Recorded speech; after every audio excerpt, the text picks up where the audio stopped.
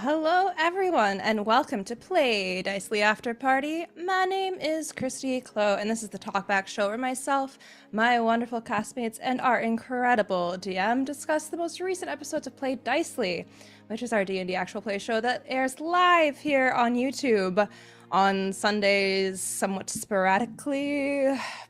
Join our Discord for more up-to-date information about when we're on the air. I'm sorry. But also Real thank life you, everybody. exists as well as our fantasy world, and sometimes one has to take precedence over the other, strangely enough. Because one that pays bills is and the other does fine. Yeah.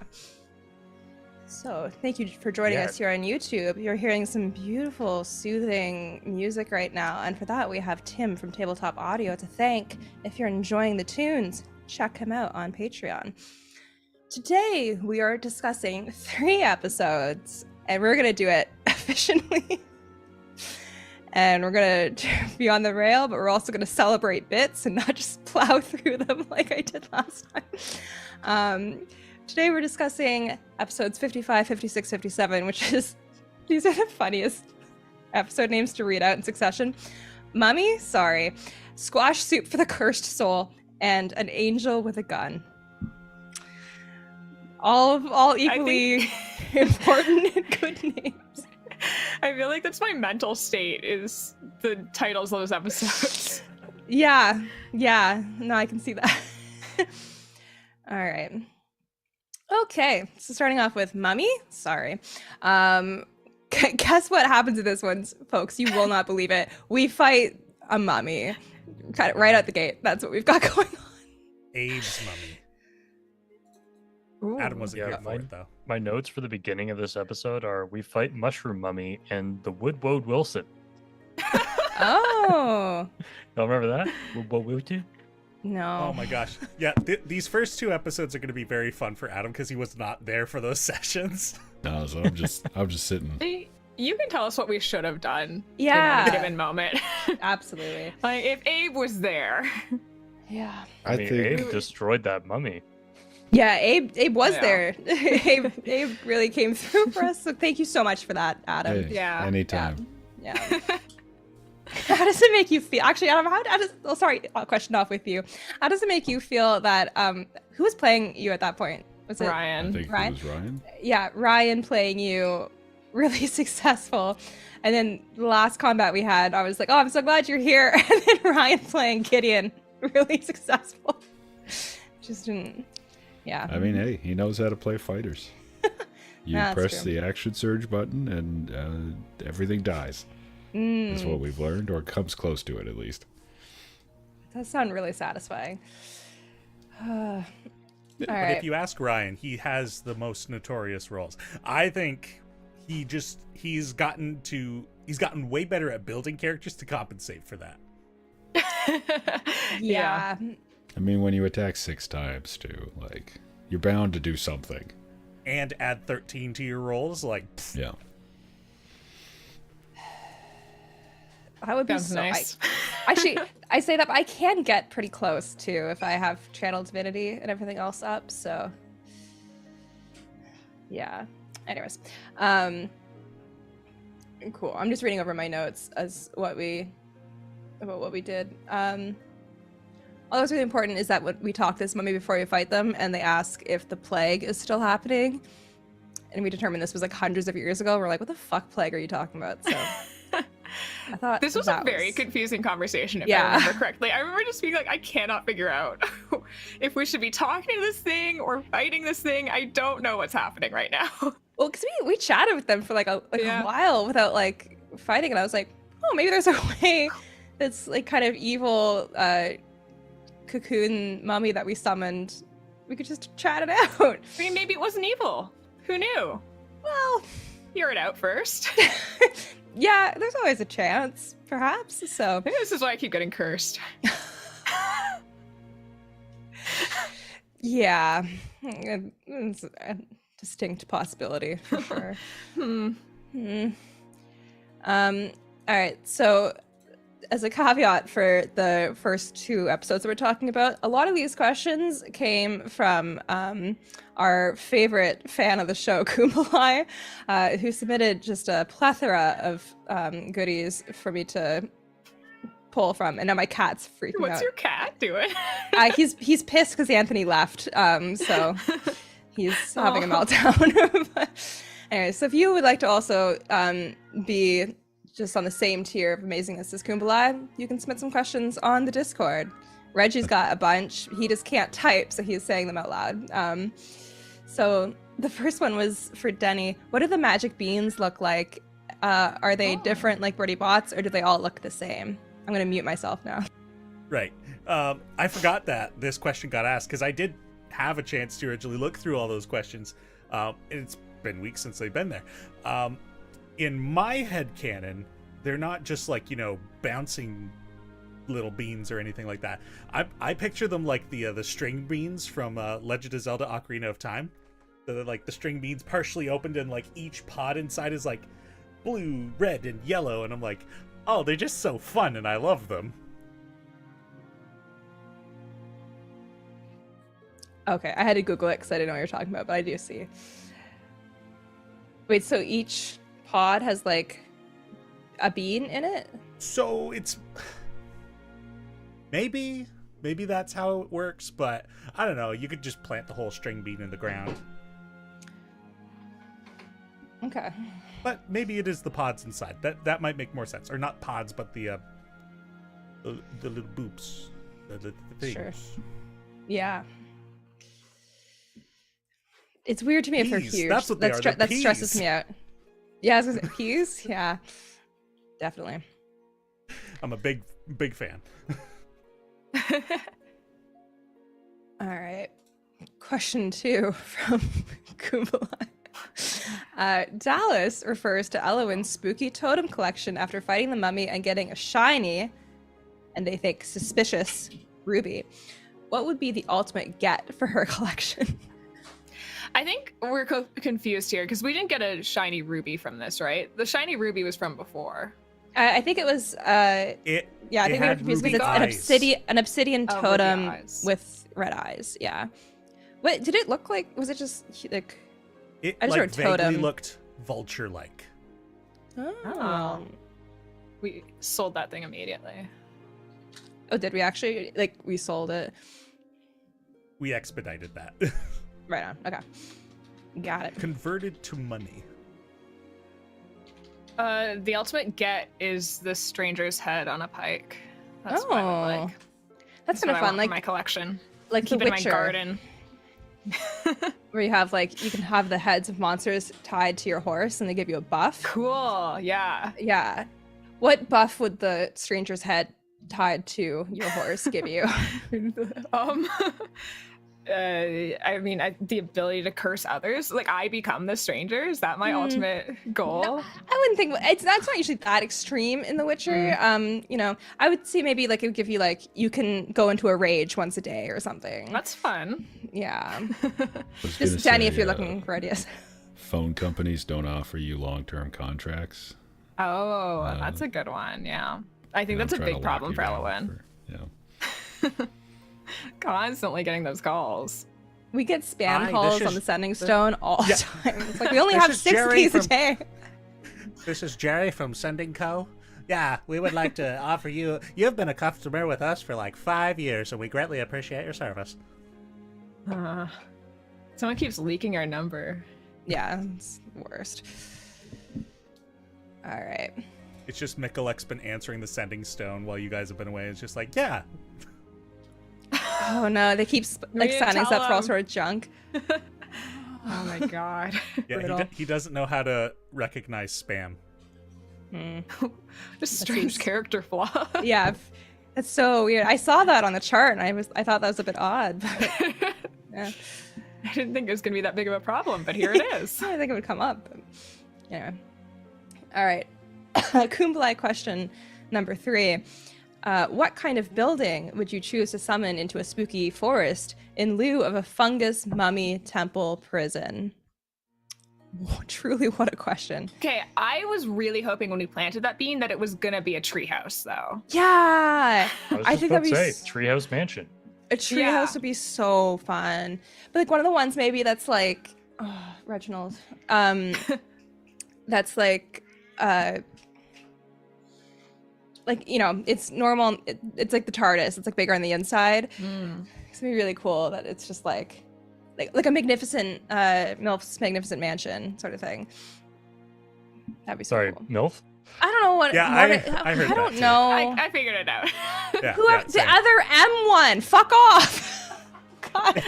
So, It's a very fun different trivia role-playing fact. game. Fun trivia fact: that character's name is Melf because they played a male elf. Ah, That's Dude, so never been done fucking before. stupid. Who played? It was one Who of the played it? original, one of the old guys that, Yeah. one of the grandfathers of D&D. I don't need those sexist pieces of shit I- telling me how to live my life. There's the criminal on camera. Sorry, Melf, whoever the fuck. It's not Mel. It's a Mordekainen. Mordekainen's. And let me just say, like, I'm jumping way ahead now, but I'm angry at this spell because I could take it now as a wizard, but you know what? It needs a fucking spoon worth 5 gold pieces in order to cast. Where am I going to find a spoon in the middle of the goddamn forest? I hate material components. I'm going to yell about this all the time. I feel you. You Now you know what? That's but- skull and a spoon. Give us a spoon, Denny. Come on. Just one My little kingdom. spoon. What a spoon. Maybe I in one mean- of the griffin nests. Yeah, we'll go. Maybe they're Yeah. like collecting shiny things. Gold spoon. It's like we have Spoilers. those. We surely have. We went to like old camping supply emporium and got one of those really like. nice spoons. Well, no. Got one of those like dual porpoise. Yikes! Dual purpose. I'm not doing well mentally. I'm so sorry. One of those dual purpose like camping sporks. And you Yeah. have to assume, like, they always upcharge that shit. It's like right next to the cash register. So that Sure, surely would have been like 5 gold, right, Denny? Easy. Yeah. Yeah. I think it needs So a yeah, few we other have the things, but spoon? I think I was just mad because it was like 15 gold pieces worth of things total, and I was like, this sucks. What spell is this? Magnificent Mansion. It's also like Oh. not even worth it. All it is it's just a building. It's like instead of us Yeah. sleeping in a little dome, we could sleep in a building instead. So it's The not worth fun me figuring with- this out. The fun with it is for roleplay purposes, you get to decide what the interior looks like, and it can change every time. So, if you wanted to like go nutso on like designing the inside of a You tower. have, your own wizard tower. I was gonna Yeah. say it's all libraries that people can't put their own weird smut books into. What are you trying It's to a say? weird rule to have. Yeah. As your one rule for I'm pretty sure our Keep library has a little beat it off section for Abe in it. Yeah. Whoa, I feel attacked. Maybe you no. weren't there We- when we had that conversation, I but I think think this you- conversation happened. No, I don't. I feel like you recall were at all. there. I feel like Adam was there. I don't know. But in any case, Dallas remember. is attacking with a plus 13 bonus against Adam. Yeah, jeez, wow. You read one guidebook and find it spicy because it's telling you things you didn't know existed. Because you're 2 months old. Don't say that. Don't say It's that. getting worse. Don't say that. And then you get told it's all smut. Oh God. Ain't that just the way? Yeah. I can see why Elwyn likes reading so much. This is very exciting. Oh boy. All And right. here we thought Adam wasn't going to be able to contribute. I just Yeah, planned to he's sit just here here. quietly, and then Dallas came out swanging, Yeah. throwing Swang hands. it. Yeah. We're actually gonna drag you bodily throughout these 2 episodes, just for entertainment purposes. So. Oh, Oh! Oh yeah. That's fine, right? We didn't ask ahead of time, but I assume that it is. well, I don't have All any right. other friends, so Don't scare him away. He just got Baldur's Gate. So he'll he has drag better himself. things to do. that's true. Oh, no. We like Adam like mutes us and just like his face is really peaceful all of a sudden, and like we're like, Adam, like what's going on? Just no response. Yep. Playing Baldur's Gate. Cool. Anthony, you're back in time for a targeted Kumbla question for you. Cool. How many undead does it take to ruin Drax's enjoyment of camping in the mountainside? Oh. I mean, the one that we ran into wasn't so bad, but all those mists were just kind of creepy. So I would say it'd have to be a total of like 15 or more. That would ruin it, I think. That's a lot. Yeah, I mean, I'm a cleric. You're a paladin. We can handle it. Yeah. Yeah, After if you that, can it's just kind of like a explode fun. with divine radiance, like Yeah. it's not much of a thing. Yeah. Like if it's like that level of undead, it's like one zombie and some misty man, then it's fine. But if it's like, 15 abominations of flesh, nah, I think the scale's lessened. Fair. Yeah. Also, If I recall, I apologize. go ahead. Mine's completely off topic. So. Yeah, if I recall, you got some pretty good use out of some area effect things during this fight. Turn undead, and then especially spirit guardians. Fuck. Yeah. Oh my gosh. It's the best spell. I had all these spiders that were just hanging out in trees, and sure, they were just itty bitty tiny 1 HP creatures, but if they bit any of you, it would have been a shit show. Would have been like a Oops. Peter Parker situation, or Oh, yeah. Spider-Man. Fuck. Yeah. I missed out on being Spider-Man. Well, you missed out on the being Spider-Man, but you go down that one story arc where he accidentally kills Mary Jane with radioactivity because it's anyway, we don't need to go any from further. fucking from his Yeah, semen. exactly. That's exactly Cool. it. Yeah, Whoa. Yeah, that's a thing. That's a thing. some weird shit. Anywho, oh yeah, I was just gonna ask, what does turn undead do? Because I always forget. Makes them scared of you. But at a higher level, does it just destroy them, or is that At a separate certain- thing? Up to a certain like difficulty rating, yeah. It So just, like like, if they're it just like weak, Obliterates them. yeah, it just obliterates them. So Oh. it's like it doesn't go very high the scale. I think the highest it gets is like CR 3, something like that. I believe It It that's doesn't. right. Yeah, you can't like kill like actually strong undead with it, but you can destroy their minions for sure. Cool. All right. Well, we survived the mummy fight, even though some of us, not to point fingers, were completely useless during it. Awful. But then we go back to the keep and we get ready to leave the next morning. Say our goodbyes to everyone. And then Charity teleports us away. Hey, what was in your note that you wrote to what's her face? A great question. I do actually have it written down. I wrote it over the I knew you did. I wrote it over the summer when we were at the cottage in June, July. It's not like fully edited though, so I will actually type it up at some point and send it to Denny, but yeah. I'll give you the first line because I think I won't change that. It just says, "It's funny, I used to write these to my sister." That's what I get. Oh. Ooh. Because like my in-character journal was always just like to Runa until I fixed her. So yeah, I fixed her. I can fix her. I can make her worse. All right. So yeah, we arrive in Wildeglen, and it is boppin'. Yep. If your idea of a good time is a poisonous fog cloud that's rendered the previous population to naught but bones, then we got a place for you. Everyone is skeletons, and the fog is evil. That's all I have. So that was really good. And then Charity is like, seems good. See you later. Bye. Bye. I feel like I have questions.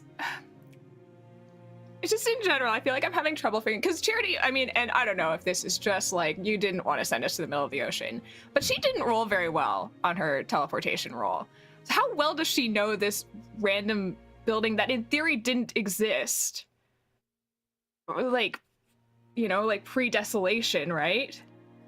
Well, you don't know that for certain. A lot of the construction of that city was stone. Some of it was wood, but some of it might have been rebuilt. And also, like, consider the history, right? So when the civilization did eventually come back to the surface, they're like, all right, let's spread out from Brobarn essentially and re-establish across the region. And the people that did get to Wilda Glen got their souls evaporated, so not a lot of change happened there. So she remembers this place from pre-desolation. It would seem so. Sick. Cool. The soul evaporating is the skeletons, right? That wasn't a second thing that happened. It's not that. It's not that. It's not that the fog ate away the flesh of everything. It was that it evaporated their souls, and then some of the bodies there were from the desolation, and so were skeletons. Did we know that? I don't think we knew that.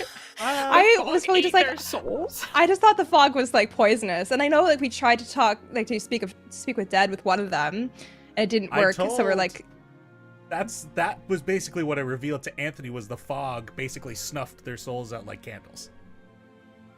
Yeah, and then like in my head I was like, oh, okay, so then the rest is just time eroding them away. I did not fucking get that. That's awful. That's so scary. Cool. Well. Yeah. I'm like partially disappointed that we didn't stay in that city for longer and like go deeper Get our underground. souls eaten? I don't know, it seemed like something fun to do. That's like, well, because like we were all kind of, I think we like were like covering our mouths and stuff to be like, because we thought it was poisonous, and I'm like, but. No, it's good that we left. But like we wouldn't have had any way of, I can cure poison being a paladin, but like I certainly couldn't cure soul annihilation. So Yeah. Oh, they don't have a spell for that. I don't have think. one cage for a soul.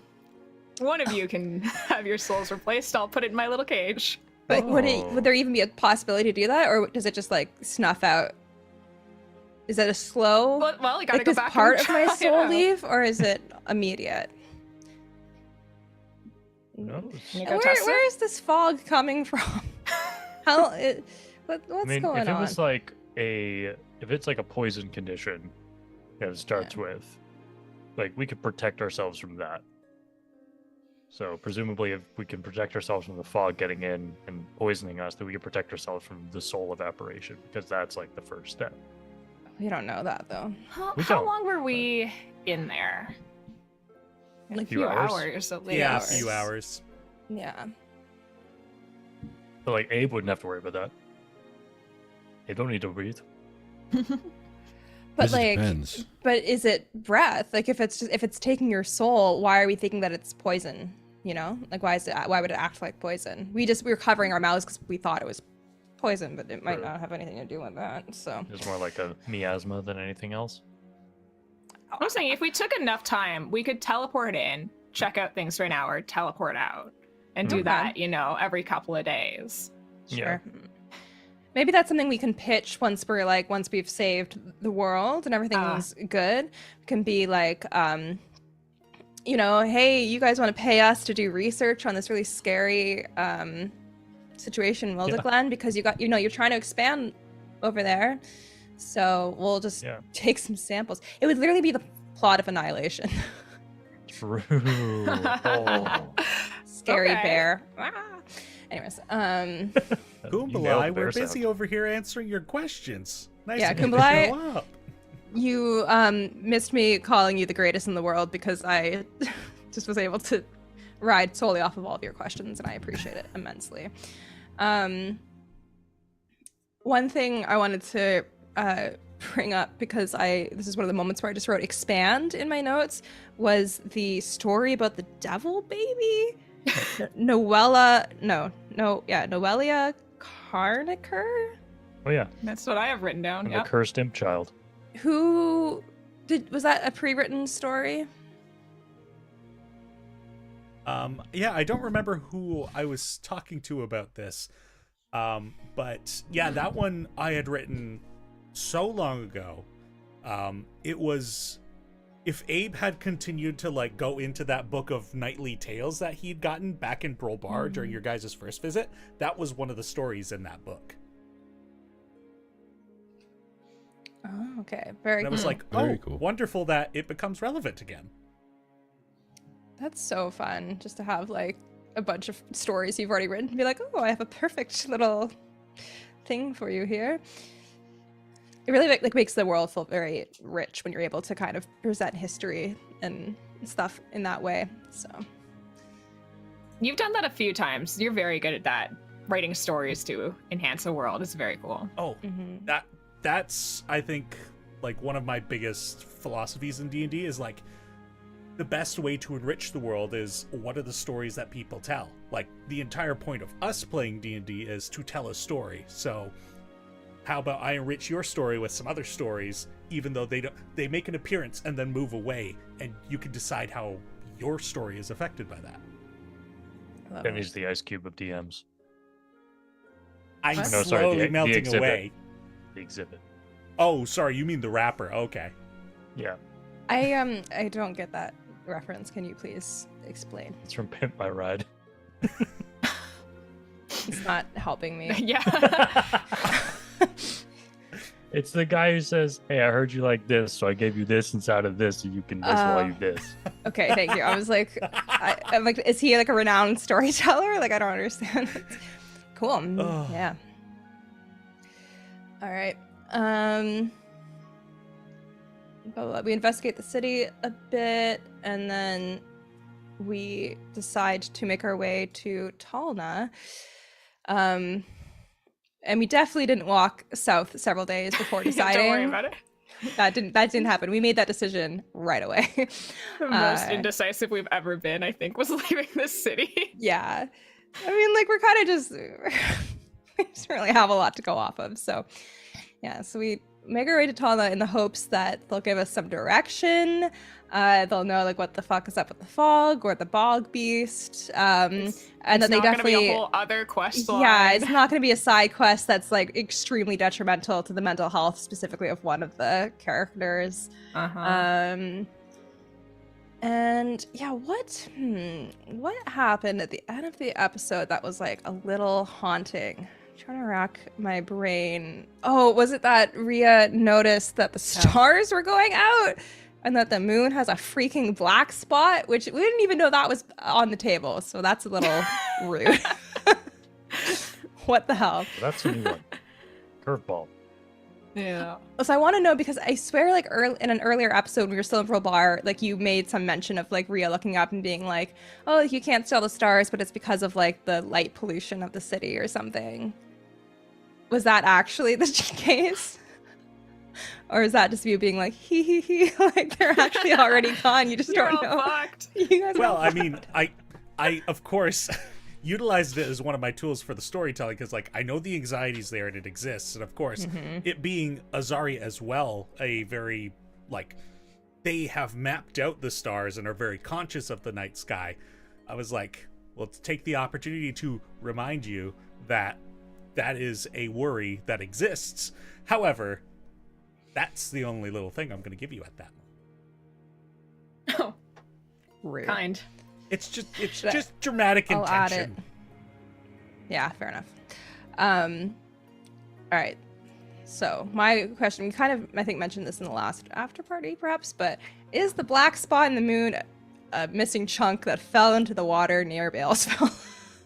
That's such a good question. Good theory. Yeah. And if so, why the moon got chunks coming out of it? Doesn't seem good. The moon is a Lumbria. Well, I mean, I talked about this in the next episode, that we've learned so much about the moon in other stories that it all feels relevant somehow, you know? Yeah. But I'm like, how, if the moon was a Lumbrian, like, what would that mean? That's strange and stressful. I mean, what would also be interesting about that is, like, there are so many, well, at least a couple of pantheons that you're aware of that have given credit to deities for creating the moon or for being a deity. So what would that mean in terms of, if it was a Lumbrian, what would it mean for those deities? I don't know. Or the other way around. Because for a while there, I was wondering if there was any like thing where like certain deities were a Lumbrian, and that was some sort of connection.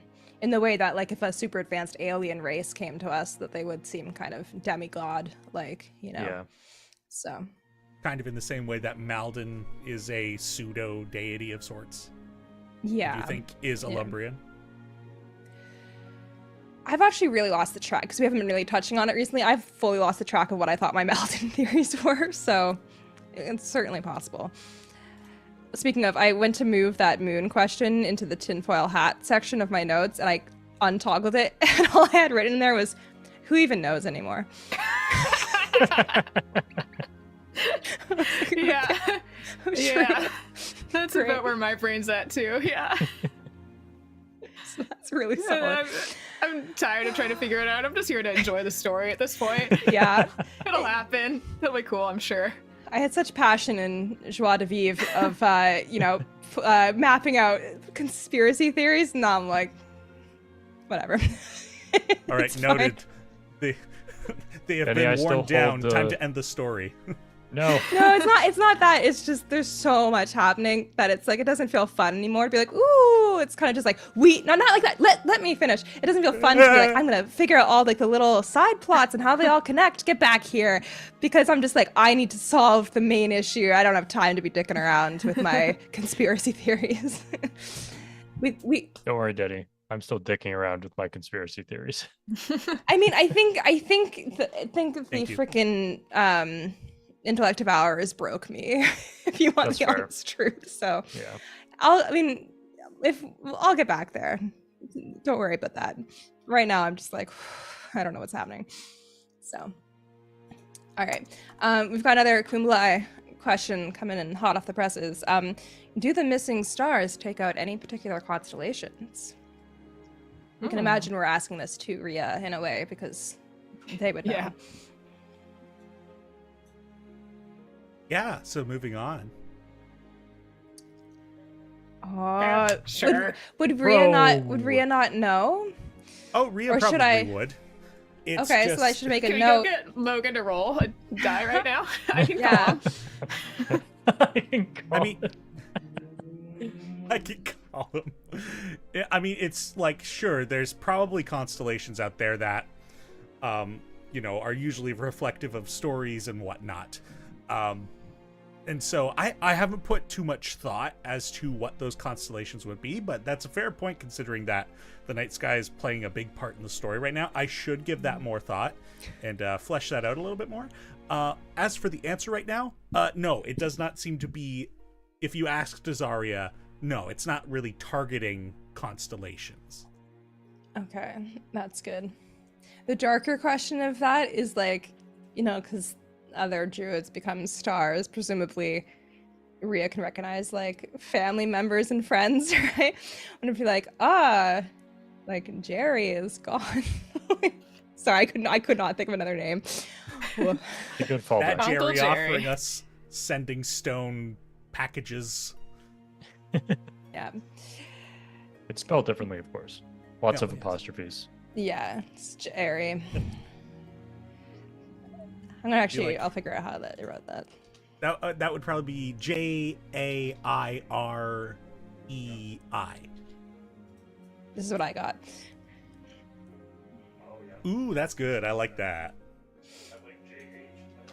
You're muted. Oh, JH is very gross. I'm so muted. You're right. We have to go and look at how Trap spelled Jeremy in Escape from the Bloodkeep, because it's truly special. Oh, that's a good one. Oh, Kumblai. Kumblai, that's really good.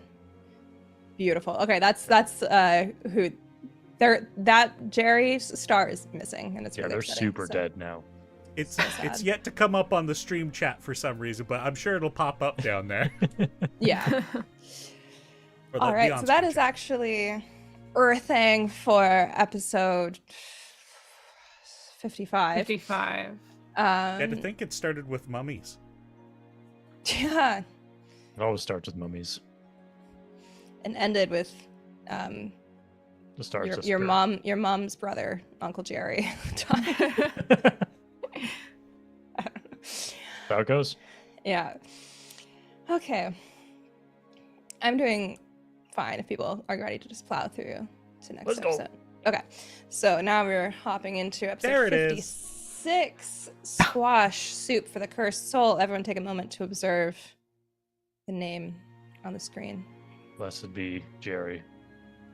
Anyways. Last of his name. Yeah, because no one wanted to release that abomination on the world ever again. All right, so Or spell it like that. yeah.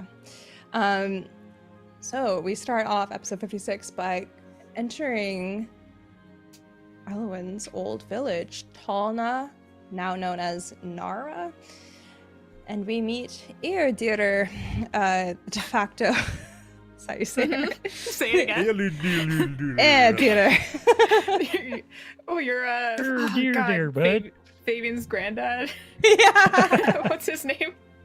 Oh my God, it's been so long. Oh, it's like Telemine. Fefendril. Oh yeah, Telemine. Telemine. Telemine. George. Georgia.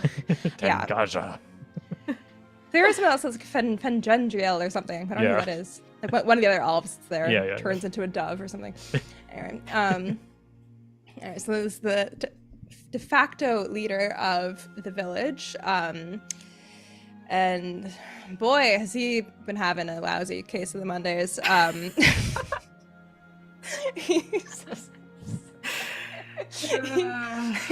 He tells us about a young gentleman who has come down with lycanthropy, and that the village is kind of in shambles, trying to figure out how to deal with the situation.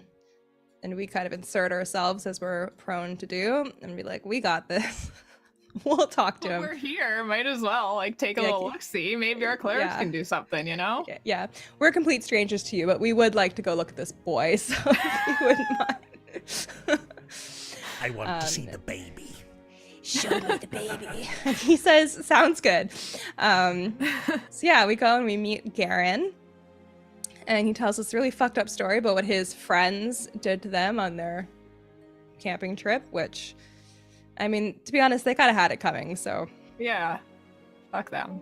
not like that sad about it. But yeah. So yeah, we chat with him a bit and try to boost his spirits a little.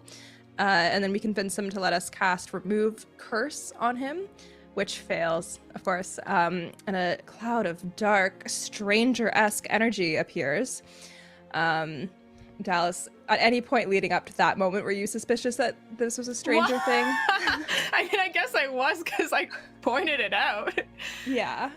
When Denny was talking about werewolves, I was like, oh, what are the stranger curses is lycanthropy?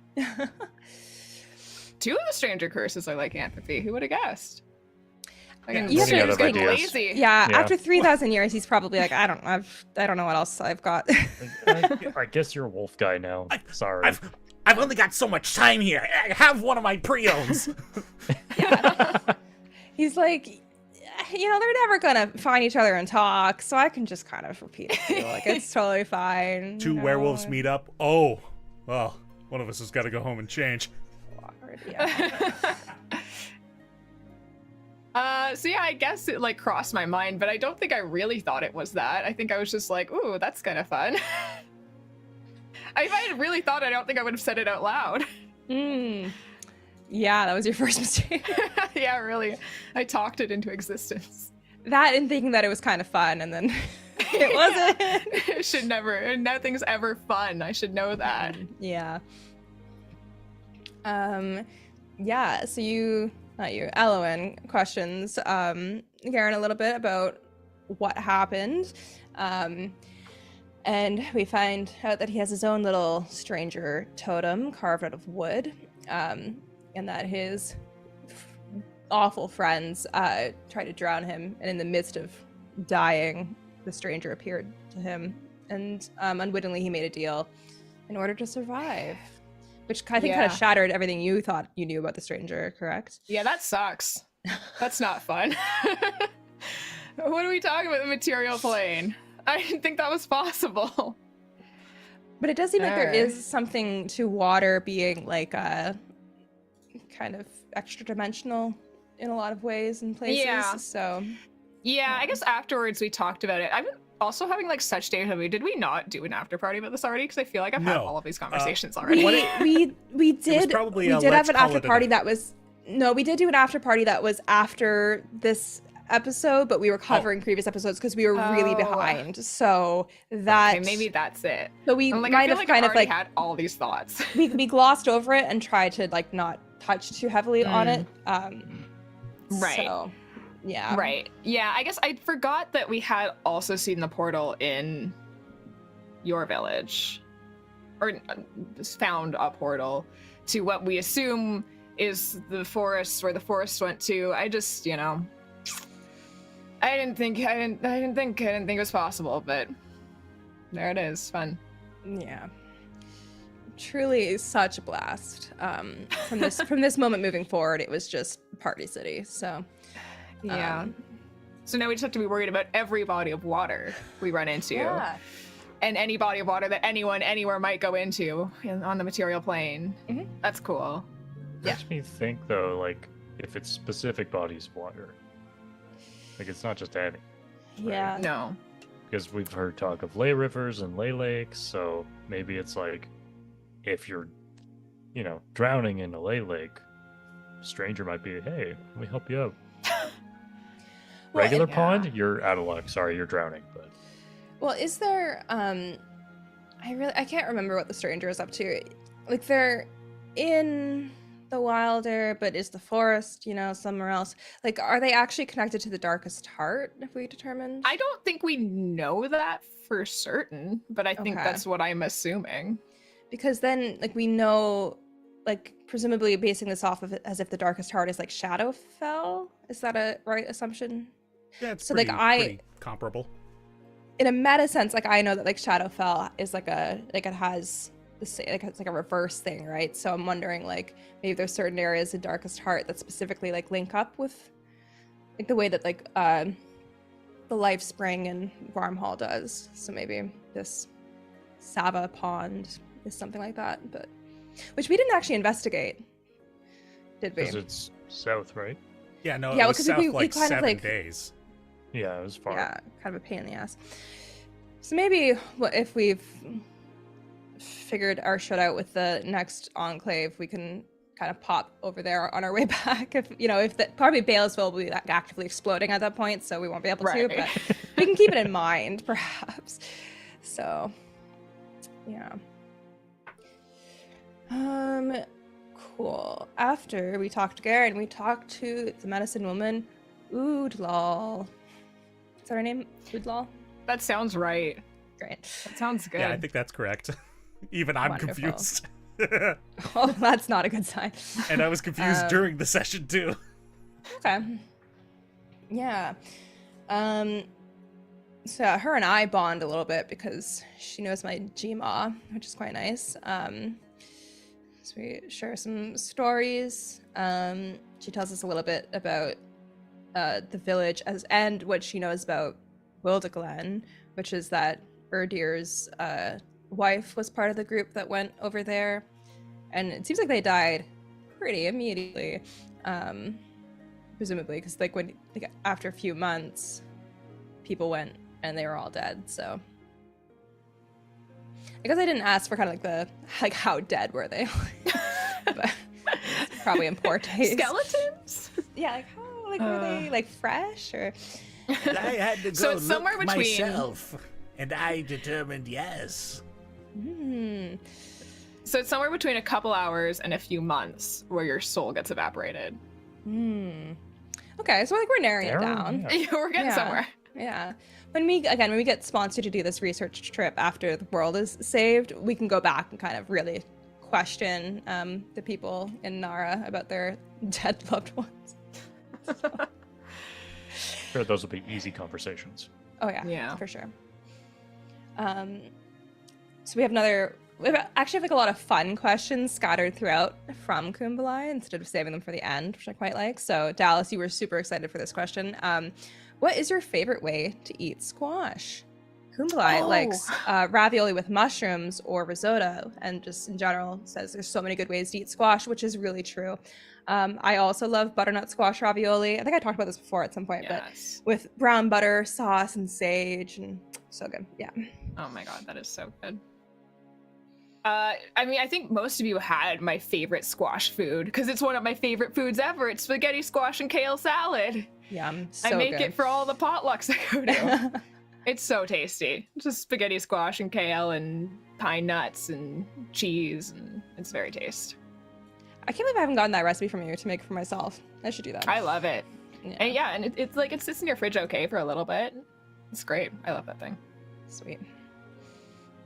I like a good squash.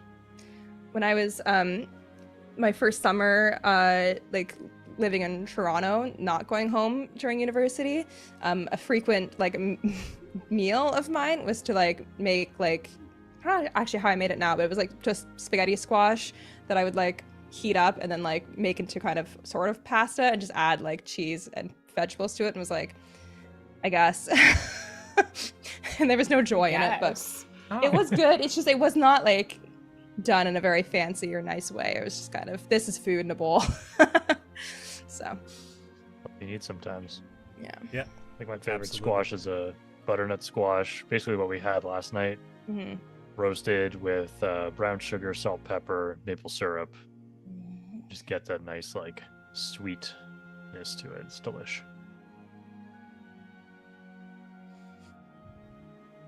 Boys. Other boys. Yeah, squash ravioli. That's probably it. I'm not. I don't have a broad cooking palate, so. Let's have a squash party.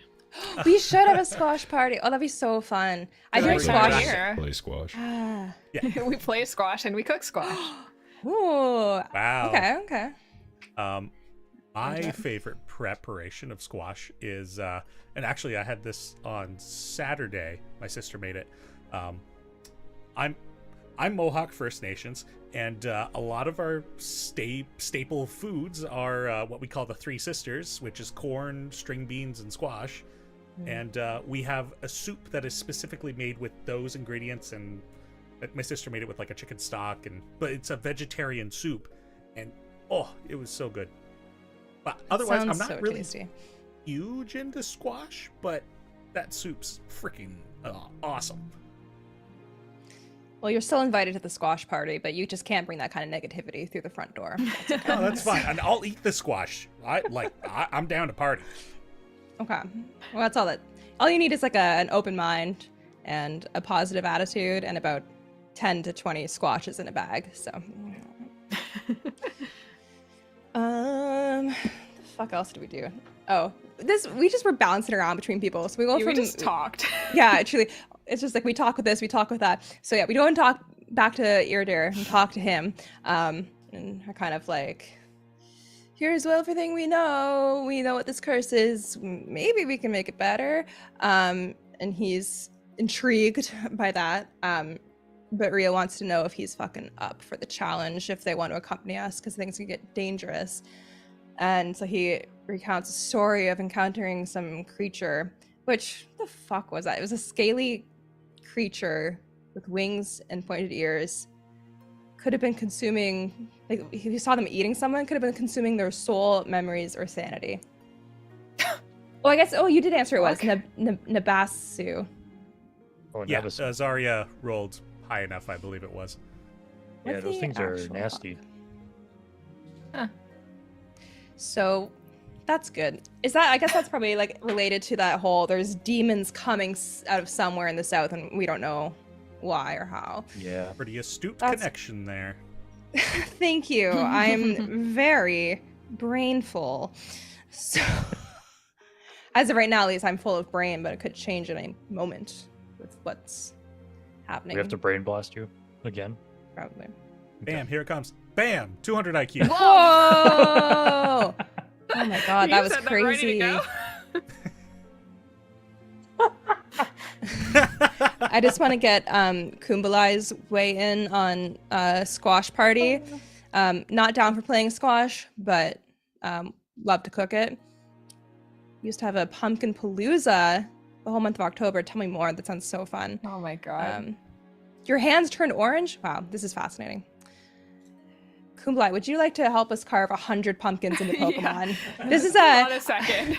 This is a mid roll ad break to say our friend Adrian carves Pokemon every year into 1 million pumpkins. I don't know what gen he's on now because I don't remember anything about Pokemon. He's on Gen 6 right now. He just picked up 100 pumpkins today. Next week will be entirely reserved for all of us carving pumpkins. So if anyone who knows us or is local to Toronto and wants to join for pumpkin carving, you are welcome to. Message us on Discord. Anywho, back to the matter at hand. Scheduled programming. Yeah. He owes Adrian will be happy. $100 now. Yeah, Adrian's gonna be happy you threw that in there. Yeah. Alrighty.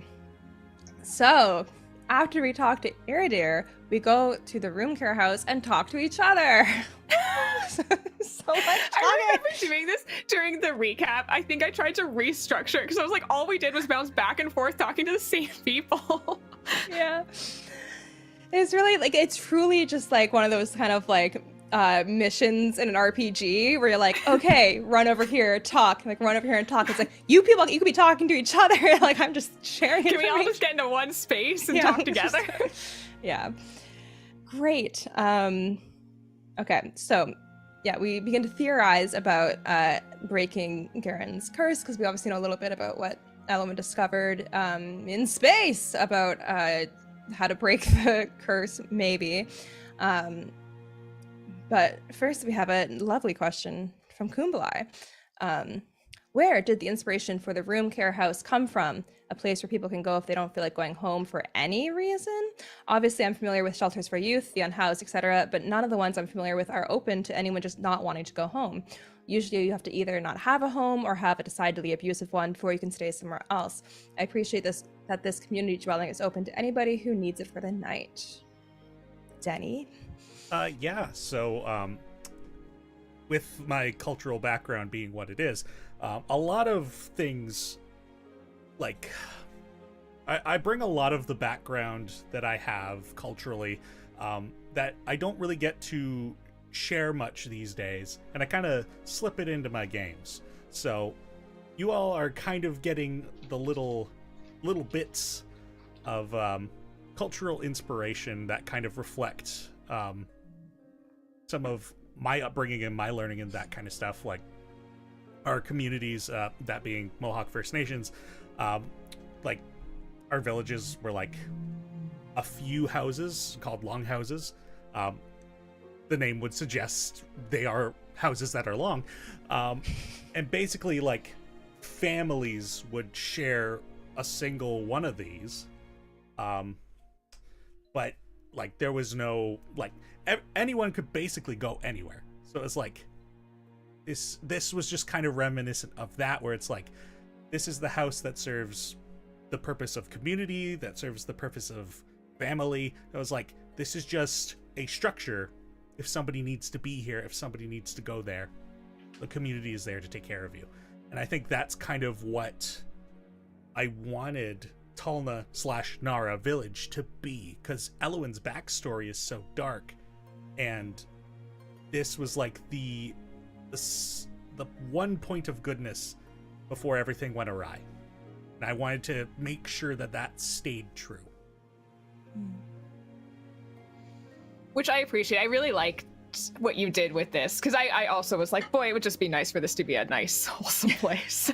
And yeah. I'm glad it was. And I thought it was really fun too, because like I think our collaboration on Varm Hall, like a lot of it came from like your cultural influence, which was so fun. And like we didn't have like quite the same thing. We had like any guest house is just like open to people who like don't have their own houses yet, like before they're built. So it's kind of cool to be like, oh, like I don't know if it is actually, but it feels like there's that connection from Varm Hall to here, considering like that the group of people broke off. So it's kind of cool. yeah, it definitely felt appropriate to have some kind of cultural ties between the two locations. It's like, essentially, you know, like, well, what happens if I make choice A or choice B? And then you see those parallel universes kind of split off. Mm-hmm. It's kind of fun for me too, because I feel like there is such a connection, like, that I think in-game is maybe, like, not quite so explored, but I think about it a lot out of game, between myself and Alwyn, just being like, there's a lot of parallels between us, and, like, some other really, like, very clear ones of just being like, wow, like, this was where you were born, but it's also, like, where, like, people that I'm, like, connected with, like, also live, and it just... I mean, like, the Wilder connection and stuff like that, too, so... Yeah. I mean... Yeah. Sorry, go ahead. I was like, part of my helping the group stay bonded too is trying to introduce those parallels, because like, you guys create your own stories, your backstories, and I'm like, I kind of want to make you guys feel for each other, like Elowyn and Abe. Despite Abe originally being like this terrifying war entity, you both had these significant beings that were kind of forcing you to do things. And then, like, Drac and Nell, you both came from secluded societies, though this was mostly on your own creation. You guys made this symmetry yourself. By accident. So you were secluded and went out into the world, not really knowing much about the world. So it's these kind of moments of empathy between each other that I agree. I think Elo and Nell should kind of have a discussion on that, because I think it would be, though the two of you have had many nice heart-to-hearts, but yeah, I think, and also considering that Elowyn is one of the oldest party members and Nell is the youngest, I think it would be very nice to kind of have that generational, like, connection established a bit more. Yeah, I thought about it afterwards, because I felt like I did obviously see a lot of similarities between this and Farmhall. I got there. Yeah. But I thought it was funny because I feel like when we were in Varmhall, I was so grumpy as Elowyn, and so it was fun to, like, be here and be like, oh, you son of a bitch, I'm not so grumpy about this. Oh, I'm a problem. I mean, it makes sense for where Elowyn was at. Like, that was kind of a lot to force upon you in terms of, like, family and joy and, like, all this stuff that you really, like, didn't get to experience. And if we ever do talk about it in character, like, it is kind of that interesting thing of, like, you have the age above me, but perhaps not, like, necessarily, like, the emotional experience that, like, Nell has. Like, that would be an area that I think Nell is maybe a bit stronger in. So it's kind of cool. It would be cool to be, like, what your experience was versus mine, that sort of thing. So I'll add it to the list and we'll get to it eventually. Yeah, throw it in the conversation doc, yeah. If we just have an episode that's just all of us talking, which seems unlikely because we barely ever do that, so... We'll just too have much shit going on now. We'll just have to start a podcast that's just like the one-on-ones. I would actually so cute. Fucking love that, honestly. That's all I want to do is just chat with everyone in character conversations. Yeah. Maybe if we had a nice house to do it in. If Denny would give us a spoon. Yeah. So nice, but... Give us a friggin' spoon, dude. Listen, you're not gonna build any character if I put a spoon in your mouth. Just writing a note to myself to talk to you about this in character. Or if we make a spoon. Oh, maybe. I mean, if we took like 5 gold and melted it down and made a spoon out of it. Yeah, that can't be there hard. you go. I know you're thinking. I don't think Yeah, we have so much magic. Yeah, we had such an feels like we easy should be able to time do that. trying to make silver dust on the road to Balesville that one time, so I'm sure we could just melt a spoon. No problem. Well, got if someone fire? has heat metal... Yeah. I think Azaria might. Yeah. There you go. Yeah. Okay. There, Look, here we go. it doesn't Here we say go. it has to be a nice looking spoon. It just has to be worth 5 gold. And we have like alchemist's tools and some other stuff that we found in the portable hole, so I think we have some options. Yeah. I think we could do it. Yeah, for sure. Sorry, Denny. We're spending the entirety of next session making a spoon. Okay, maybe I should take this spell. Oh, for sure. We don't have anything else going on, so Yeah, Sure. this is definitely the highest priority I have right now. yeah. have another fun question, and I don't know what this was in reference to, but presumably Danny narrated that Abe went to Brood, I think, or something like that. But Kumbalai wants to know, Abe, how do you emotionally prepare for brooding time? It comes so naturally to Abe that honestly he just steps right into it. He doesn't really need to prepare because it's just always, he's always like at a brooding simmer. Wow. Born to brood. Born, some might say. BTB. Bring your own brood. Yeah. Oh my god, that's so funny. Get that on a pair of knuckle dusters or something. There you go. Oh, okay. It's fun. You just like etch it into your front or into his something. fingers. Yeah. Oh yeah. We like look over one day and you're just like like scratching. Yeah. That's so fun. All right. This is actually like both of you guys are being puppeted for this episode. That's Right? true. Yeah. So, Ryan did a great job passively role-playing me with the occasional Drex says something insightful. I thought that was very funny. Yeah, I like that a lot. Yeah, this was also our first session where we only had 4 players, excluding Yeah. myself. Oh yeah. That's crazy. And now I don't here have we it are. written last time. Half the after party is both the players who were missing that session. Hey, Perfect. we Well- contributed. Yeah. You did. Usually, because what happened next is the next morning, as you remember, because you did it, you cast the commune spell. So that was really helpful. Thank you Commune. for that. It's pronounced commune. Okay, can anyone just get off my this? So the commune Every spell. time you said commune, I was like, no, it's something different. Commune. I would like to cast communism. Yeah. I would like to create commute a with little my gun. village. Yeah. We'll take The, the subway to work. Yeah, there material components for the commune spell is a hammer and sickle. Yep. All right. So, sorry, the commune spell, obviously, only an idiot would say it the other way. So, do you want to talk a little bit about this, Anthony? Because you remember. I mean, it's a great spell. I was very excited to cast it, and I'm glad I got to do it in a way. Mhm. Yeah. Yeah, no, it's a great spell. I will definitely be casting it more because it's just a free ask DM what to do next thing. Yeah. I mean, it was funny too because we forgot you had it originally, and it was like, "Hey Ryan, I'm pretty sure he has augury, so why don't you cast that?" Oh, it's the next Yeah. 30 minutes. I was rewatching isn't the there episode. I another was one? like, "What are you doing?" Not agree. Ah!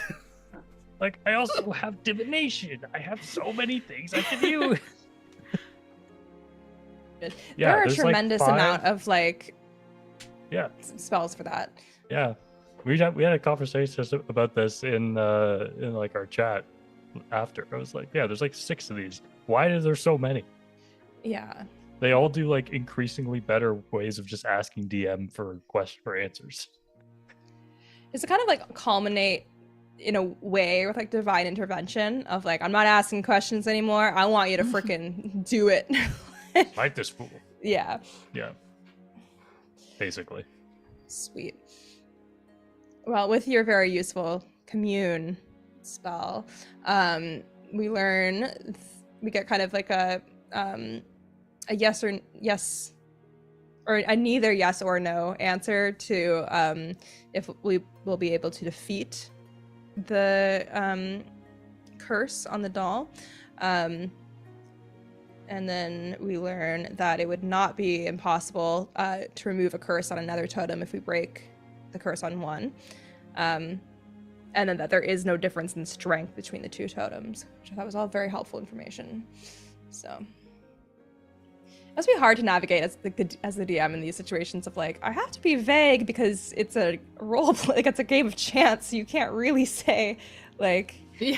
how things are gonna go. Like you could win or you could lose. I don't know. We haven't done it yet. So Well, I mean, that, like, knowing from the moment that I given Elowen the option to destroy the totem, I was like, all right, there's a chance any point after now, this could happen.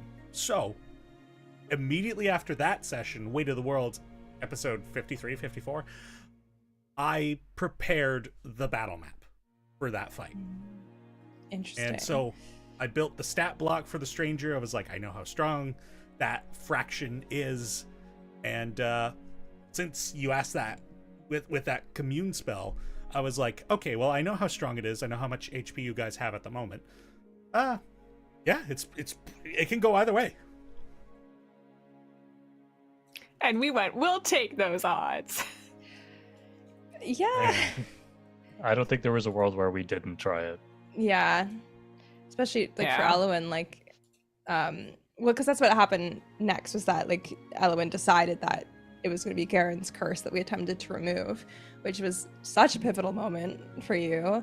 Because you've like You're a good guy. Yeah, like you've I'm a good met guy. other people that have been affected by the curse before, but I don't know if they've ever really like had a huge like impact on how you thought about breaking the curse.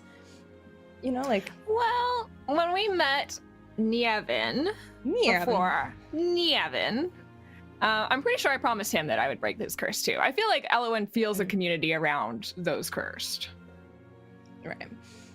and does feel very strongly that we all deserve to be cursed free. Mhm.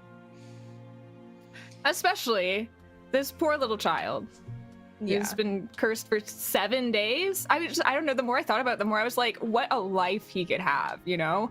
When I Yeah. look at like what the curse has done to so many other people and how much of a life it has taken from people, I was like, this is the opportunity to like really make an impact. You know, realistically, like we could do it to me, but the impact to me is not as great as it is to him. Mhm. So I think that was, I mean, a lot of where that came from.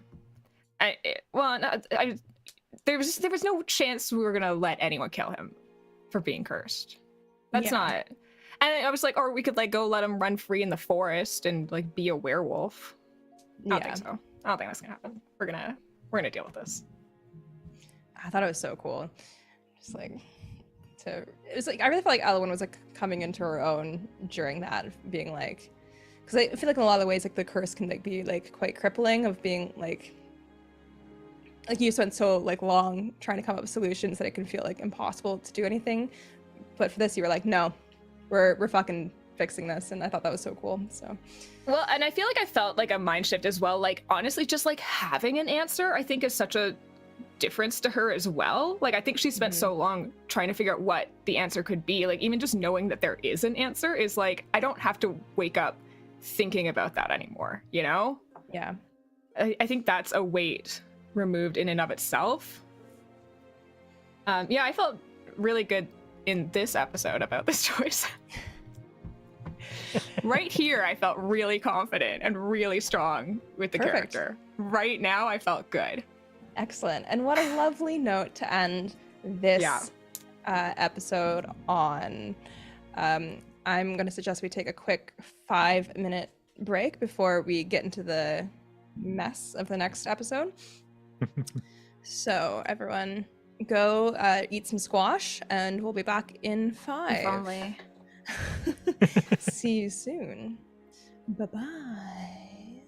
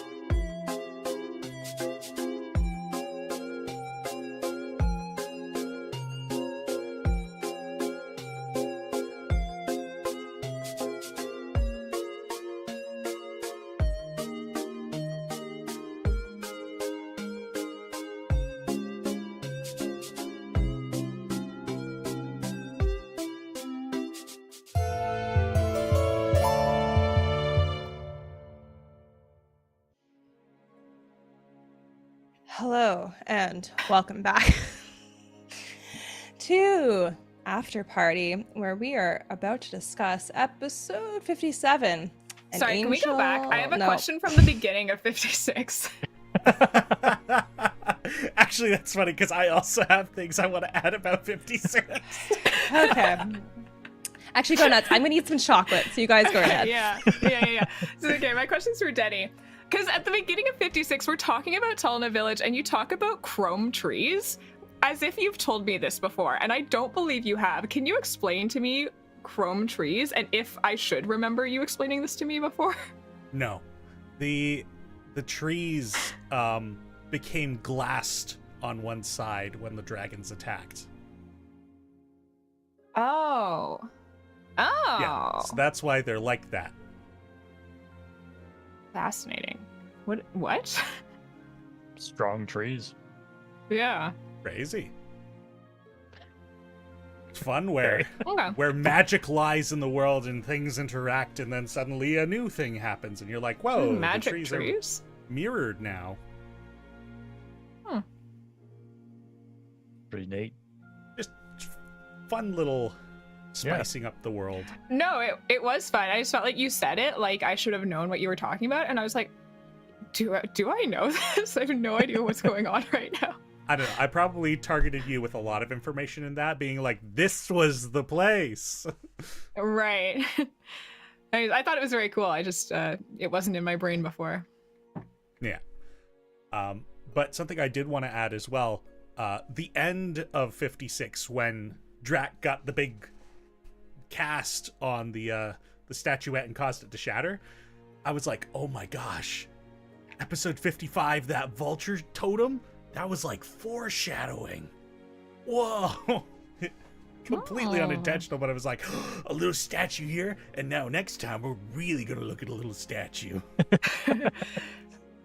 Staring at statues. There you go. That's our new title. team name. That's the team name. They're the statue starers. Yeah. Oh, what's that movie? It's like Men Who Stare at Goats or something like that. Yeah. That's us. That's us. Yeah, the folks who stare at statues. Awesome. We also forgot to mention at the end of 55 that you guys leveled up to level 12. Oh yeah. Mm-hmm. Yeah, very exciting. That's why I had commune or commune. No, don't speak spicy of her when she's eating chocolate. No, Chrissy, come back. This show doesn't work if Christy is not here. What level? I or wrote what session 0 did we get to notes level down. 11?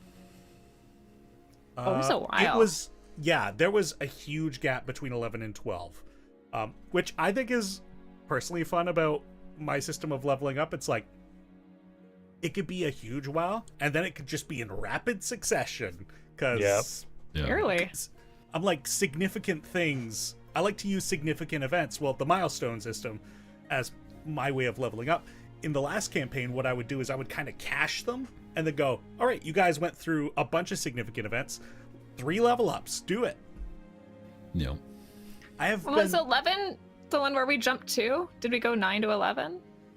yeah, that probably was true, and I think that was after episode 46 where you guys fought the storm giant. Mm-hmm. That makes sense. Did we fight anything between the storm giant and the we fought the air We elementals. fought air. Yeah. Yeah. We punched air really hard. I think Is that that's the it. only it. fight? Well, then the mummy. Yeah. Until the mummy? Yeah. Huh. Because, I mean, we just We were had, downtime. again, the Yeah. longest day Right. in Brawl Bar that's ever happened, so. Yeah. Yeah. We're in the Brawl Bar like world record for longest day. The Yeah. longest day. It's like, there's like the concept of a New York minute, which was very like, played with in a very fun way in Unsleeping City. We have the Brawl Bar day, which is a day that is months long. And very relative to whoever's going through it. So we do have the record for that, for sure. Well, that's when you use Sonic and Tail. They travel so fast you basically go back in time. Whoa. Have to, yeah. That is lovely. Thank God for them. We need them to be here so they can like get us to the frickin' bog. Like We're split. Griffins. What do you want? We're not Sonic even and Tail. at that yet. They're so Yeah. fast. Yeah. We're still Faster talking than about episode Griffins, for 56. I want. Well, we wouldn't have been if everyone had spoken up during the Hey, correct look at time. me. I had to didn't move pull my us laundry. back. I was on board with taking the break. I do want there to be kind of how in ages long past, like Michael Phelps swam against that CGI shark in a race. I want there to be a race that's like Sonic and Tails and a griffin. Who would win? But it's like bullshit. That would be fun for me. Might I continue, or does anyone else have anything to say? Actually, I want to talk about episode 35, if I could. Yeah, we could jump back for a minute. No. Oh, Mr. Armani Kane? Yeah, what do you got? That was 34. Oh Damn my it. God, how do people That was people close, know though. this? I just have it open. Oh. 35 was Fine Whistles and Fun Wizards. Oh, that's Hmm. right. Lovely. All right. Well, we're not talking about that. We're attempting to talk about episode 57, An Angel with a Gun. Yeah. Okay. He sure was. So, we fight the stranger. Man. Yeah, wait. Sorry, I do want to talk about 56 again because if I know.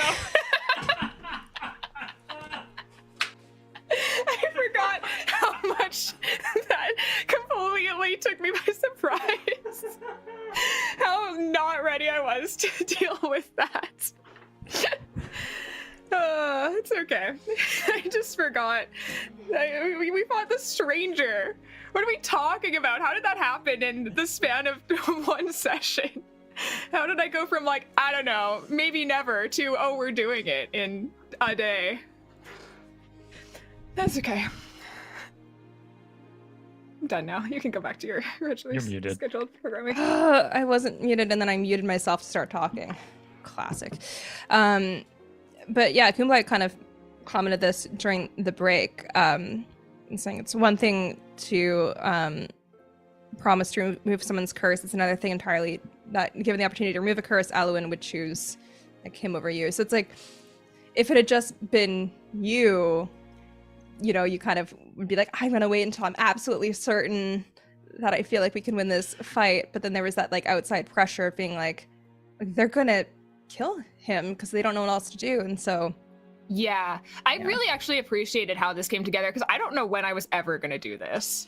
I don't know when I thought we were ever going to be ready. So this is a great way to like force me to do the thing that you clearly were planning to do, you know?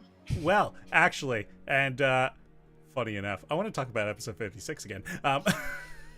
This entire detour to Talna/Nara, I was not prepared. I had no idea you were going to divert several days off the path and go to Nara Village. Really? I prepared episode 56 like an hour before we started, like with very minimal, and I was like, And oh, it was here we great. go.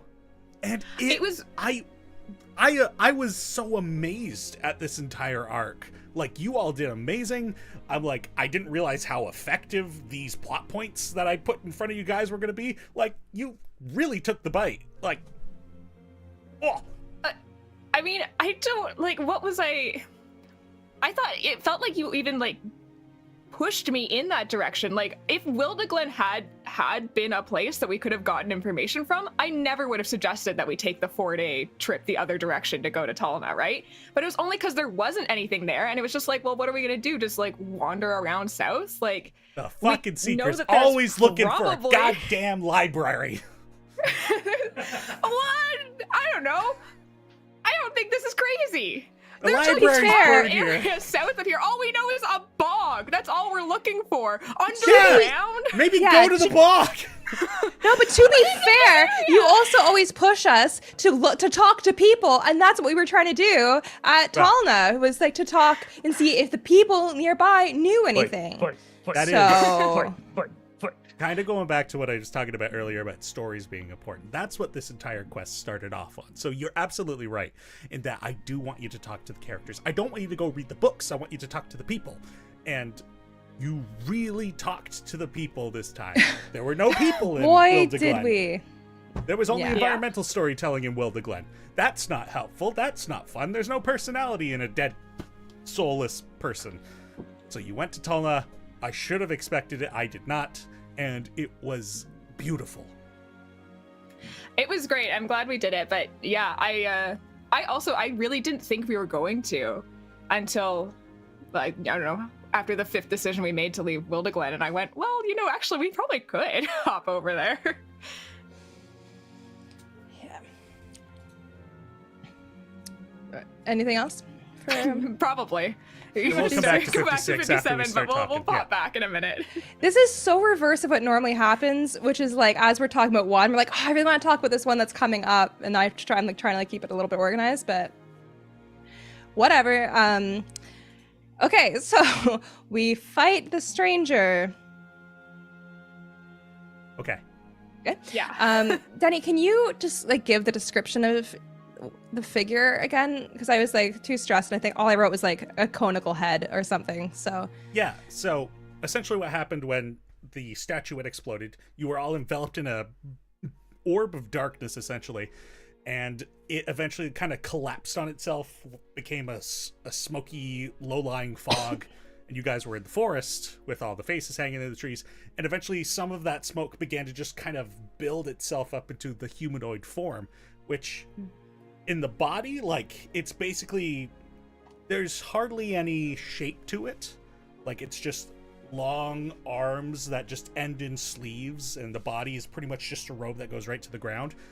But it's the upper body that's more interesting, more menacing, with the kind of this like Elizabethan rufflet that flares behind the head, but it's all like sharp angles and branches like a spider web, and the head is conical in its shape, kind of like a horn of plenty, curves back a bit. And then in the center of that face was the only source of light emanating from this thing, a eye, singular, just kind of the only feature. So scary. Yeah, awful. What did you have any specific inspiration you were pulling from for designing that, or was that just kind of a like your sleep paralysis demon? Or no, I actually did take a lot of time pulling inspiration for its design. If you're familiar with the wild men in Europe, I would recommend looking that up. They are. What do I want to? Yeah. They're not as scary as I have made this, but they are essentially full body costumes that are meant to look like monstrous beings.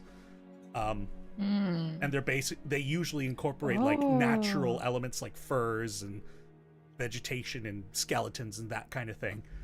So these are very fucking fascinating. cool. These are cool. Whoa, these are so fun. Oh my, creepy. Okay, awesome. All right, I love that.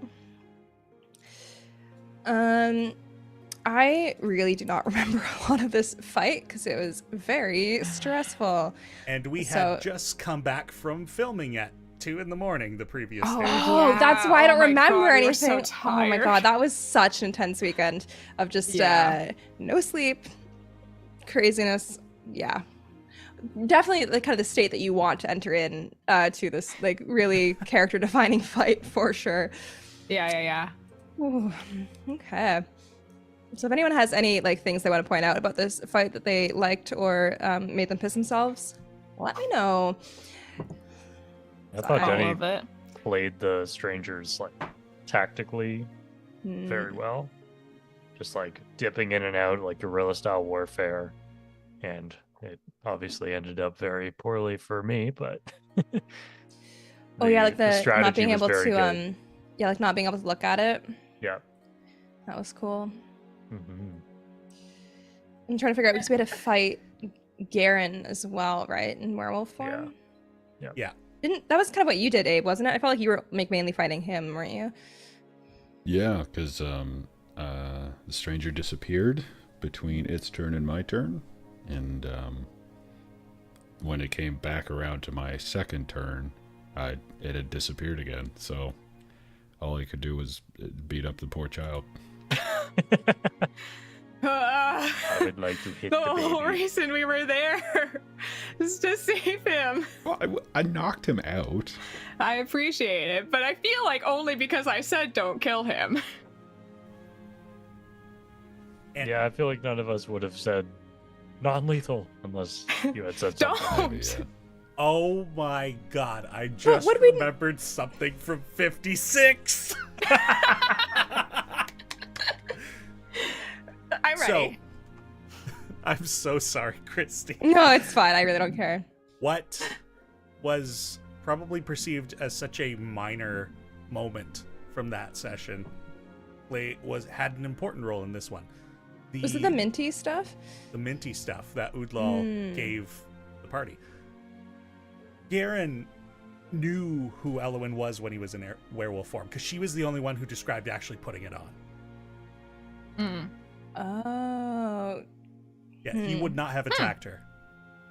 So if we had actually all just like narrated that we had done that, Oh yeah. that's annoying because I feel like it happened right at the end. So I think we were all tired, so we forgot. That sucks. That's fine. Somebody did it, and it paid off. That's all I needed. I think I would have rather him be attacking me though, rather than the guy with the big fucking gun that kept trying to kill him. Yeah. Well, I don't know. I can't obviously speak to everyone else, but like I didn't attack him at any point. I don't think. I No. really don't remember, but I don't think I wouldn't have been trying to kill him because the whole point of us being there is to break the curse that kind of defeats the purpose if he's dead afterwards. Right. So- yes. And remember when Yeah. Ryan had to roll to see if he was gonna kill him or not? Remember that moment? Yeah. When No, I'm I like, why don't. are we here, Ryan? Oh, Oh, that would have changed my opinion of him. Yeah. oh boy. I would Yeah, not that have been was- happy. Yeah. Well, right. That's because Ryan or Gideon got taken over, right? Yeah. Before he That could do wasn't anything then. with that, though, That I got wasn't to. then. Yeah. That was after.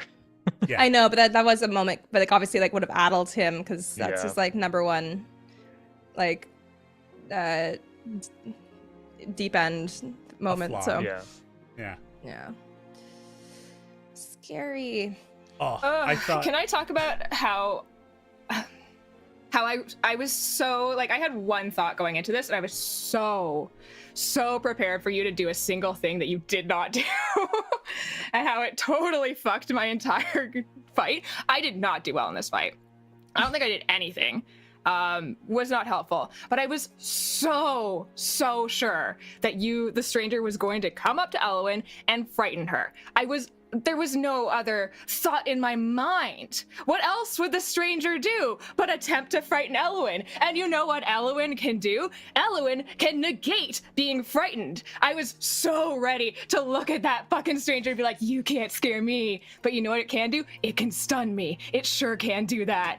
God damn it, I was so ready for my moments. But instead, I just stood there and released the banishment on Garen so that all my friends could beat up the guy that we came here to save. Maybe that's symbolic of the fact maybe you're not quite ready to face your fear Shut up, yet. Daddy!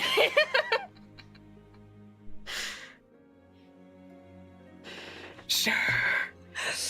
Oh god, yeah, because I we had was talked like- about it that morning, I guess. Yeah. And because I was like, oh, like I can handle it too. Like people can't be frightened around me, and I can do some other stuff to try and like fix it. And then frightened did not really come into it at all. I attempted So to that frighten was- Rhea at one point. Mm. Yeah. Man, I just was so sure I knew what was going to happen, and it didn't happen. Yeah. Ain't Also- that just the way. There was the moment where where in Gideon's kind of vision he had when he was being dominated by the stranger, and I had him roll a dice. He rolled Rhea, and I was like, I can't sick you on Rhea while Logan's not here. Yeah. So I had him roll again. That's funny. Yeah. Well, it would have been me, which would have been fine. I think that's who we rolled. I think that so. would have been interesting. Yeah. Yeah. If Ryan killed you, it would have been so interesting.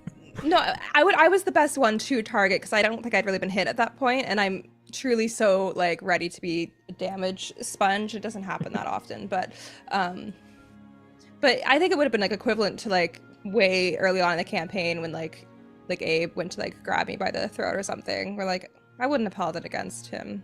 Like I knew something else was happening, so. Yeah. I think everyone else is like kind of like some, maybe not Drax so much. I think we're probably the best ones where we don't have a lot of like other kind of fucky stuff going on. So it wouldn't have been like, oh, now I'm emotionally fucked up because you did this while you were under brain control. Like, because it'd be like one thing, you know, if like I got like taken over, then I like try to fuck with Gideon. I feel like that would like fuck him up more. So Yeah, I think the three most stable people in the party right now are Nell, Drac, and Abe. yeah. Yeah. It's I all think you guys- taking a healthy brooding time. Yeah, well, the important brooding time. You got to make sure you do it. But also, I think you guys have had some closure in your stories, at least to a degree. Yeah. And like, at least for myself and Drac, I feel like we didn't really take the like super emotional trauma route, so Yeah. we were kind of like set for success a little bit earlier on, I would say, than some of the other Yeah. people. So Remind me about this next campaign. don't worry, our next campaign, you and I, we've already got it covered. We're not going to be emotionally traumatized. We are going to be committing emotional trauma to other people. Yes. So. Oh, good. Oh, Yeah. God. You guys aren't going to Hell's Bells me, are you? No, you've already You've met already our met characters. characters. They're who we played in the LARP. Yeah. They're Oh. the ear people. Yeah, we're a married couple that steals ears. We'll get into it. That's a little teaser for next campaign. So There's no next campaign. don't. We're so ready. We're going to play in an alternate I've been working future on where this no character. one has ears. Ears. Because we took them all. Yeah, we took. Yeah. So we're like, No. They're all in our chest. They've Yeah. already won. Oops, you already achieved your goals. Well, campaign's Yeah. over. Yeah. because I feel like we didn't have enough chaotic, like, or any chaotic characters really this campaign. So we want to go hard into chaos. So, you know. Oh, I love it. Anyway, No. um, To talk about this fight, though, I think Christy and I did have a conversation that morning. We were over at Nikki's place, and I was telling you, and I still think this is true, that I don't know how I get more prepared for this fight than how Elwyn is right now. I was like, I'm resistant to psychic damage. I can negate fear. I'm resistant to fire. Anything that's resistant to fire isn't resistant to my fire. I was like, this is it. I am the peak of my abilities. This is all I'll ever be. To sit there and be stunned for most of the fight and do really nothing. I was like, all right. I mean, to be Good. fair, the Good, fight good, was good. only like 2 rounds. was pretty I short. think it was It's pretty 3. Yeah, I think I got 3 turns. did I not do something to you, or was that something? No, I tried to heal you. Is that it? Yeah. Okay. Which I appreciated, but wasn't super necessary. Well, I wasn't really paying attention. Appreciated the thought, yeah. That's the hard thing. So, like, in an ideal world, I'm like really following what's happening and can be smart based on that, but I get distracted. So. Well, I mean, you can also ask your teammates what their health is before you move to them. So, 'cause Yeah. you can I visually don't- see how they're doing. Yeah, I think it all worked out. An interesting thing that just occurred to me is if you hadn't become a wizard, what would this fight have looked like for you? Like, would you have had that same level of like preparedness, like with the psychic Yeah. damage and all that? Yeah, You would've? because it's the subclass, yeah. The subclass okay. is pretty much the same. Yeah. It would be very similar, but I'd be able to see through walls. Wow, that would have been really useful in the forest. So, Well, maybe I could have seen through the Kind of. trees. tree's not a wall though. I can But- see through solid objects. Nature's wall. Okay, well that's different then. But can you see through people? I don't remember. No, I think they appear ethereally. I don't remember. I had it for a single session, and then I wasn't a warlock anymore. I don't know. Fair. Cool. So Gideon crushed it in this fight, MVP for sure. Yeah. Oh my god. Yeah. What? How much damage did he do in that one turn? It was over 100 damage. It was fucked up. It was absurd. One of those things where sometimes it's like, it's great that we have 2 fighters, but at the same time, it's like, what's the point? Why am I here? It's like truly like none of us should be trying to do anything other than just like buffing them. Well, that's why I was just banishing people. With how often we get into fights, it really gives Adam and Ryan a time to shine. Yeah. Yeah. The fightermen be doing fighter things. Yeah. But note the fighters. Only But obviously you can prevent forest fighters. obviously the biggest kind of moment from this was Drac getting feeble-minded, which I hate that spell so much. It's happened a couple times in Critical Role and it scares the fuck out of me. It's such a I don't know. So I thought that was a great use of an awful spell. Yep. Again, very tactically sound. Yeah. What was your experience of that like, Anthony? Well, I was really pissed in the moment. I was like, did anyone just destroy my character like in one fell swoop? But he did. Oh, interesting. Okay, I need a drink. But I think as time went on, I was like, it's okay. It's gonna be fine. Jenny has a plan, maybe. If you're willing to share, it was like how everything resolved with Feeble Mind. Was that like something you were intending when you kind of had the stranger like have that ability, or did that just kind of like come out in the moment? It's all in the moment. Amazing. I had no plan. I just know that it's not the end of the world if you're feeble-minded, because always a ways to fix things. Mm-hmm. Yep. I feeble-minded a character in the last campaign. They got fixed. They'll do it again. Awful. And he's like, I'll fucking do it again. I'll fucking do it again. When the problem happens is when multiple people become feeble-minded. Yeah. Yeah. Well, I mean, it was already kind of not great because it was Drac that. The one person who could like fix it was the one that got feeble-minded, and I was like, wow, that is unfortunate. That's why he got targeted, because he showed he had that capability. Yeah. Oops. Brutal. Just play dumb, yeah. Yeah. That's what we're learning. I don't know any spells. I never cast a spell in my life. I don't know. What are you doing here? I'm just a little guy. Fine. It's a little. I'm just a baby monk. You don't need to worry about me. Monkey. Anyone else have any more commentary about the fight specifically before I move on? Yeah, I felt really bad. I felt really bad about Feeble Mind. Because I pushed us into this. I felt so bad about it. I don't think anyone else was around during the break. I think it was just me and Ryan were here, and Ryan was like, hey, Alice, it's not your fault. It's okay. And I was like, Ryan, I need this right now because I'm not doing okay. I'm not all right. So I was glad this got resolved. Yeah. It's kind of the funny thing of like how these things like work out sometimes, because like I mean I've had my fair share of fights where I did fuck all and it feels awful, and there's no way to know in advance how it's going to be. And I do believe the dice tell the story, so it is interesting because like sometimes the story it's like, oh, it's your like epic moment and you really like, you know, like you would be the one that would have kind of like the killing blow or whatever, but like it just wasn't meant to be. So maybe it's being safe for me to take away your curse or something. We'll see. Well, sure. In my view, even though Ryan got the final shot, like for me, this victory was Elwyn and Gideon. Like that wall of fire was so cool. Like you bathed it in fire, it was no longer resistant, and then you and Gideon basically just blasting this thing to oblivion. I was like, this is so cool. Yeah. Like I think I was just sad at that point about Feeble Mind. Nothing else was in my brain.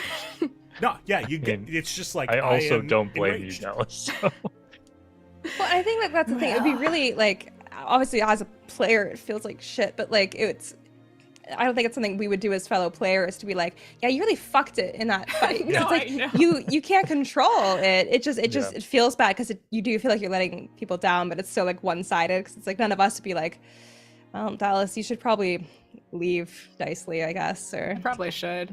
Yeah. You We had have that an falling easier out during time. break. Yeah. But yeah, regardless of Dallas just beefing it so hard, we did succeed in this fight miraculously and killed this fragment of the stranger, and then also proved that we can potentially do this again when it becomes necessary to do so for Elowen. So very exciting. And it was pretty quick too, I felt like, because I was like, I'm hoping this fight takes 3 hours because I am too tired to roleplay, and it was like done pretty quickly, and I'm like, oh shit. Well, when you have one character who could do over 100 damage in one turn, yeah, Yeah. it's gonna go Yeah. quick. Memo to self: 600 HP minimum. Oh, God. Yeah. Well, it is a fiend, 666, baby. Mm. Wonderful. So we break the curse. We gather everyone back up and make our way back into Nara. I keep going back and forth with what it's called. And yeah, we kind of just try and figure out what the fuck to do next. Oh, you're just gonna skip over the piece of information that you got? Oh my god, I forgot Yeah. that. Oh, I honestly forgot. The funny thing is I don't think I wrote it down in my actual notes. I think I I did. wrote it. Did I write it? I might have written it on. I might have written it on a post-it note that I have since gotten rid of. Well, Clearly it was I think very I important to prefer you. if you didn't know it, actually. So that's all for the best. Well, Yeah, it's that in the was like recap. not good information to tell me when I was so sleep deprived. So Fair. can you actually tell me though now so I can write it down for real in my notes, because that's probably Yes. good to know. So what was said was Tsu, TSU, an emperor Oh. most foul. And foul is spelled F-A-U-L. Just to be different. Wait, what? FAU? U-L. No, that's fall. Foul. No, falls F-A-L-L. Are you joking about about it being No, spelled he's that way? not. That's Okay. how it's spelled in this world. It's not how it's spelled in English.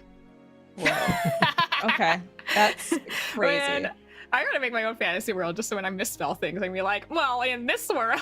Yeah. It's not misspelled. It's spelled as intended. Okay. Sure. Back when I invented the foul emperexy of the infernal realms, that's how I've been spelling foul. That's Yeah. really fun. Okay. But also It's not. F-O-U-L exists and F-O-W-L exists. All right. Like a chicken. I'm gonna imagine that they specifically like spell it this way because they want to be different. Yeah, that's probably for the best. They're just kind of like, Those fuckers. yeah. That Wait, this is interesting because there was a thing in our home game, isn't there, of the Dread Emperor? Yeah. Is that based on like a D&D character, or is that both of you guys just had a brain meld well, I mean, years apart? honestly, it's Yeah, not a so very far original apart. idea. It's just, Okay. you know, devils Sorry, I and found fiends it and interesting. hierarchies. Sorry. Whatever. Where DMs think alike. Yeah, Adam, I you got will. any emperors in your games? Many. Nice. Okay. Are any of them Sorry. foul or dreadful or? No, they're all nice guys. Oh, Oh, Or that's gals. nice. Or non-binaries. other side of the coin. That's great. Yeah. I At did- least that's how they view themselves. Right. of Oh, course. Yeah. Okay. I gonna did come up- just go pull up the document Denny sent me about the foul emprexy, and I don't think that's how emprexy is normally spelled either. Well, Danny can make up his own rules. Is emprexy Yeah. a real word? No, I mean, but I suppose like multiple emperors. Would you believe there's 2 X's in that word? I would. Yeah. I'm surprised there's not 3 actually. Oh, it's Sexy. almost like I created the title to be like in a fantasy world. Shut up, leave me alone. I think when I finally DM for you guys, I'm gonna have a cool emperor as well, but he's gonna be Emperor Edgelord. Just so there's no beating around the bush. Are you Well, gonna spell you that were off. differently too? While you were off getting the girls, I was studying the blade. Yeah. Right. So I will have to remember in our next episode that was said to me, and that I might need to bring that up to Alan at some point. You don't wanna spread the word. Just be like Abe and never bring up your own stuff. Yeah, so true. Yeah, we'd love to hear about anything. Anything going on It's with been too Abe? long now. It's not. No, it relevant. hasn't. It hasn't. It's just, it would just feel a little awkward. Abe is me when I don't respond to texts of just being like, "Oh, but now like 3 weeks has passed, like I just can never respond." So... I'm so sorry to everyone who's tried to communicate it with me. Cool. I don't understand why that happened. Why this, the whole, like, finding another piece of this name, I don't understand what's happening at all anymore. Well, I feel like everything I ever thought I knew is not true. Well, yeah, one, I guess, is the stranger obviously knows its own name. I didn't think it did. Oh, wait, no, it doesn't, because it wanted It's you like to find trapped or it. something. So Yeah. how was it able to give me that? That's a great question. That's Wow. what I'm saying. Interesting. Oh. It might have gotten it from somewhere else. What are you talking about? Okay, but Put on your wait. tinfoil hat. That was a Okay, no, journey because in okay, here's facial all I'm expression. thinking. Here's all I'm thinking is that every other really name good. we've gotten from a Druid enclave, and we were only ever going to go to 3 of the 4 Druid enclaves. Did it get it from the 4th Druid enclave? I don't remember why we aren't going to that 4th Druid enclave. But they're Because already, like- Renan Because it's already dealt with. Renan Yeah. went to deal with it, yeah. As far as we know, we just took him at his word. Like, Yeah, we might still have to go there. And he might be dead, it's hard to say. Who knows? We might have to go climb the butts. Oh. That's the name of that Right. episode, if it ever happens. Lemon butts. If I have to, then I'll take one for the team. I'll scoot up that boot. Yeah. Scoot in the boot. Scoot in the butte. Yo, that's a great episode name. Let's write that down. Right, now we gotta Booty. go there. Yeah, I'm writing it down in my notes. Did you That's say a cute Butte little Scootin' Boogie? Butte, scoot, and booty. Here's the Butte Scootin' Boogie. Boo-doo-doo-doo. All right, I have them both written down. Wonderful. How do you spell boogie? I figured it out. Don't worry about it. It's got 2 X's in it. Oh, okay, great. That is what I wrote, so that's perfect. They're silent though. Okay. Well, we can spiral about the stranger's name eventually. If That I remember. sucks. Yeah, so we head back to the village. We try to figure out what the fuck to do about Drac, which involves us like contacting the learned to be like, get Charity to call us, which I think that was when Denny was like, I need to find a different way to deal with this because Denny, I'm so sure you were just like, I'm not fucking bringing Charity here. Like, you can't have Charity solve all of your problems. She's been too nice. We will exploit it. It's like, Yeah. Charity is our Screw it. mom and we need her to solve our problems. I mean, I only have... You guys keep asking her things. It just becomes more clear and clear. I have to kill her. No. No, she's all we have. Then we'll have to go back to the libraries. Yeah, that's what's gonna happen. Denny. But the Did you kill library is Charity? burned down. We'll make our own library with blackjack and hookers. That's... I mean, Abe's already in the process with his kind of raunchy section in our Yeah, there you keep. Adam, you perv. I swear this came up in an episode where Adam came in This and is a was like, conversation. Adam was like, I want there to be a restricted, horny section of the keep library. I And we're like, remember. whoa, I didn't say okay. it like that, It but was in those words. I think that's exactly how verbatim how I remember. I almost feel like this was Logan being like, we need to dedicate a section for What? No, I think it was I think it was Adam was really Logan. gung ho about it. or was it Denny playing as Abe? I do like to slander everyone's character, so if you're not here, That's why I I've will destroy never your missed an reputation. episode because I'm terrified of what you're gonna do. Yeah, I missed one. I didn't get slandered. Why? You did this last time too, where you made me sound like Amelie, and I was like, "The hell?" Like this, It's, hope you're that's not what I canon in my sound like. head. what the fuck? I'm a switch. I hate. If that's genuine, I hate that. If that's how you imagine, I do not like that. I don't want to know if that's what you think of my voice because that's awful. Sonny, So, let I'm gonna. me change that. If I could change your feet, What's it? Okay, I'm happier for it to be Merida, but it does not need to be that high pitched, please. Would really prefer that to not be the case. No, of course, of course. Unless. No. Absolutely not. Okay, moving on. So we go back to the village, we're trying to figure out what the fuck to do. And meanwhile, Abe gets to meet some griffins. That was very fun. It was so It was cute. pretty cute. Yeah. What a nice moment. Yeah. Well, everything else is falling to shit. Was meeting those griffins nice for Abe after being away from his favorite horse for so long? Yeah, I mean, True. you know, I don't think he's ever seen a griffin, so. I mean, they are Cool. wild animals and not like government assigned horses, but what's Abe gonna name his griffin? It must have the same ring to it as Ascendancy horse number 2, you know. I don't know. I feel like with the groundwork that was set by Erdir, that he can't name the griffin because it's its own thing. AH2, bless his soul, my beloved, was not wild. So True. Maybe like you won't say the name to the griffin, but in your heart you can just kind of hold on to it. But it could be something along the lines of like Wild Griffin 1 or like WG1. yeah, something like that. Yeah, Gee. Yeah. yeah. I was thinking we could call it DreamWorks Spirit Why? after the Like, movie by DreamWorks movie. called Spirit. Yeah, no. Yeah, but okay. Sure. It's about a wild horse. Oh, right. Okay. Oh, I'm glad. During that I'm like glad I could mid help you. 2000s.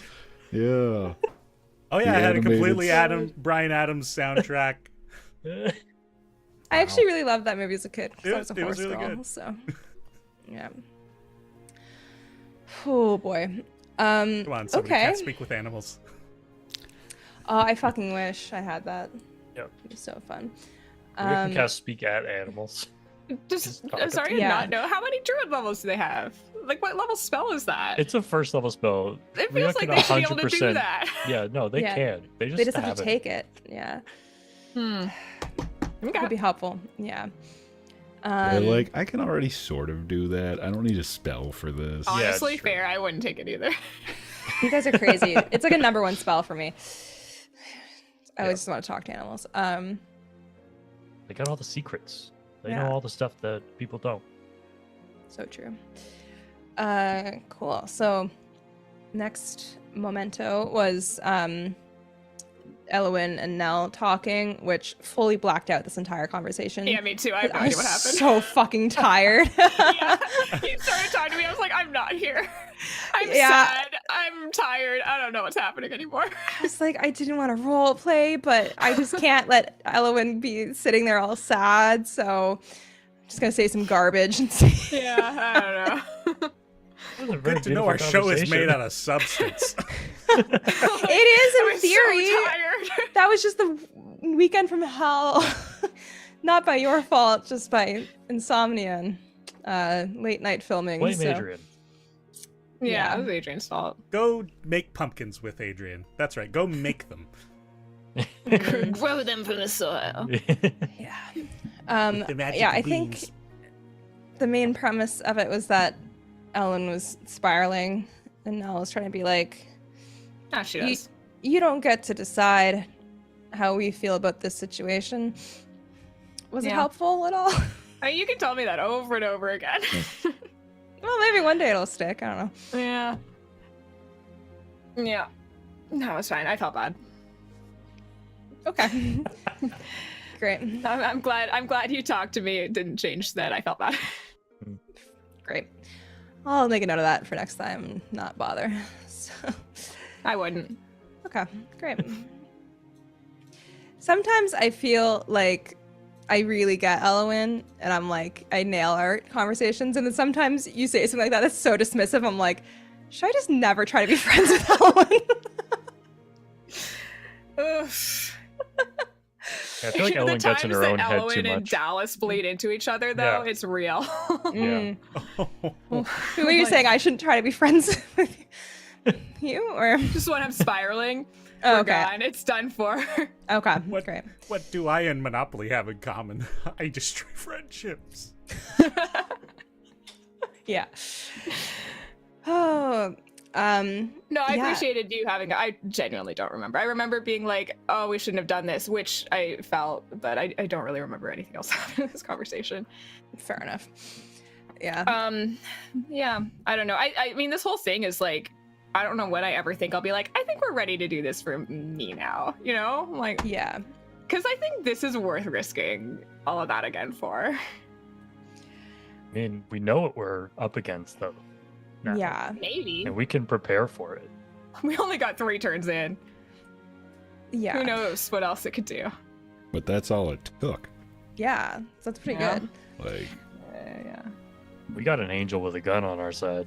that's true. Yeah. we beat him up. Very true.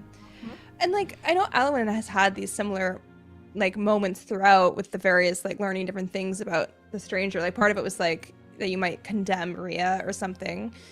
You know, so I think that's something you struggle with quite a bit of being like, I don't want to like bring the whole group into this. But I feel like this is the like first time that you'd be bringing us into something that we have like the most knowledge we possibly could about what we're going into.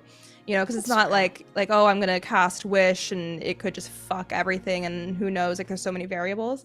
At least this way it's like I feel like confident that the rest of us are making like an informed choice about like what we're stepping into. So Yeah, if we're gonna do it, this is the way to do it. yeah.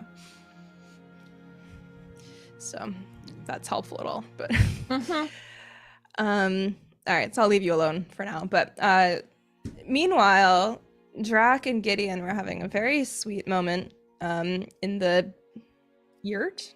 No. You're- The Green house. care house. Yeah. Yeah. I don't know in my mind it's a yurt. I don't know. Anyways, yeah, Ryan's not here, so I should have asked him about this, but I forgot. But I want to know from you, Danny, because we had talked the day before about how you wanted to give Ryan some plot, but you said all of this stuff was kind of like not something you had prepped. So like, at what point from like casting Feeble Mind on Drac to like the moment where Gideon uses his soul scar, like when did you decide that's how that was going to play out? Yeah, you want to know? Yeah, Right then and there. that's fucking cool. Yeah. I love that. I Like, and that's the thing with a lot of my DMing is like I do plan a lot, but I also how I keep you guys on your toes, things just keep yourself. happen and I make up why later. Mm.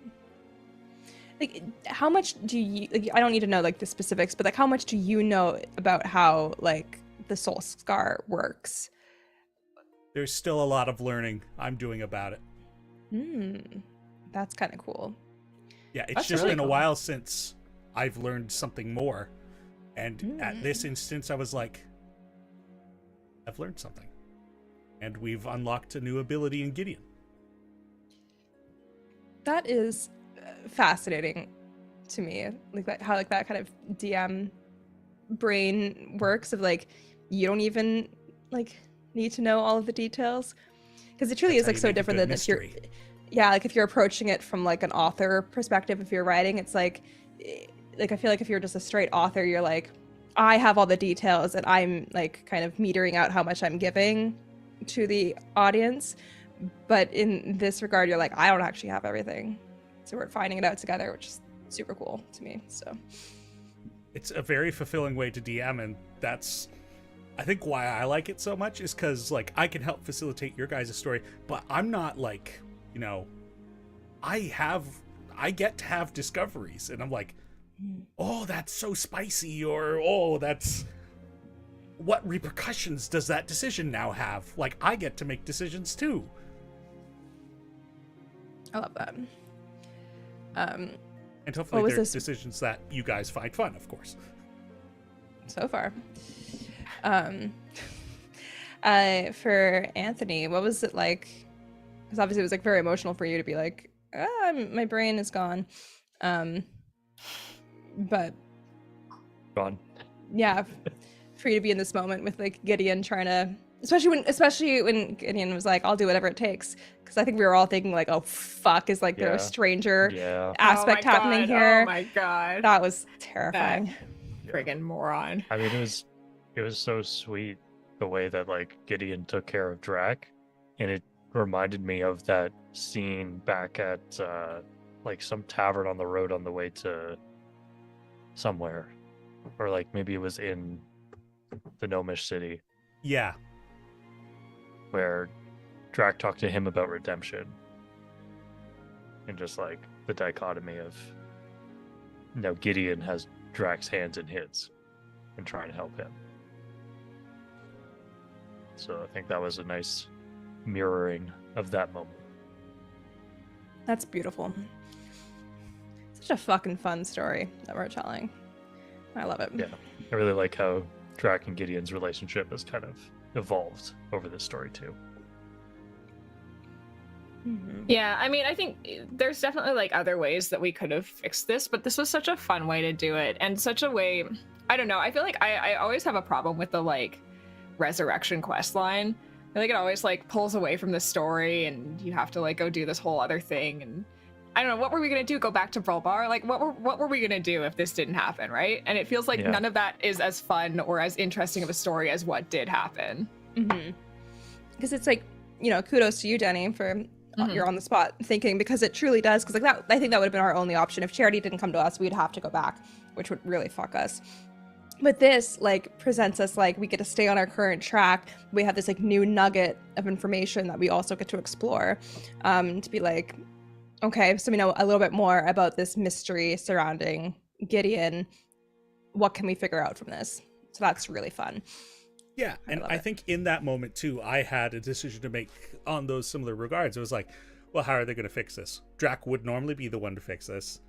They've contacted Charity, so either she's going to teleport out or they're going to go back. And it's like, well, what makes for the most interesting story and the most fun?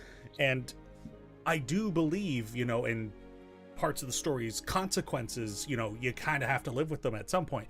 But in this instance, I was like, this is just a moment of character exploration. And so I wanted to capitalize on that. And like Christy and I had been talking about the day before that session, I was like, we haven't seen much in Gideon's story in a while. And the fact that he isolated himself with Drac, I was like, here we go. This is it. And the consequence is we have no more diamond dust. There are consequences for sure. The other solutions was like, what, you waste some time? Sure, you're beginning to run out of it, but you guys are already feeling the pressure on time. Yeah. Diamond dust is just for greater restoration, is that? Yes. Okay, not as we awful. can shatter a diamond and make some dust. I'm not too worried about it, but diamonds are famously very fragile, so that's not good. Hey, we did it before. It's fine. Did we? Yeah, we shattered some silver or iron or something. Again, that silver, I want to stress that was really difficult for us to do. But like levels ago, right? Oh, okay. You're stronger now. Eventually, maybe it was like Gideon could just shoot it with a gun a few times. I mean, I could also just shatter it with the spell Shatter. Oh, that's true. That's what we did last time. Was it? Yes. I remember it being trickier than that, but maybe it's because we tried multiple things and it wasn't working, and I was just like, gotcha. Okay, well that's good to know. All right, we'll shatter a diamond. We'll melt some gold into a spoon. There we go. We've got all in a day's work. And Dallas, you were worried about what we're gonna do next episode when it comes to the bog. We're not even get to it. Don't even worry about it. We're gonna be gathering material components. Yeah. What a fun part of this game. Yeah, everyone's favorite thing to watch. Tinkering. Okay. All right, I want to get to the meat of it.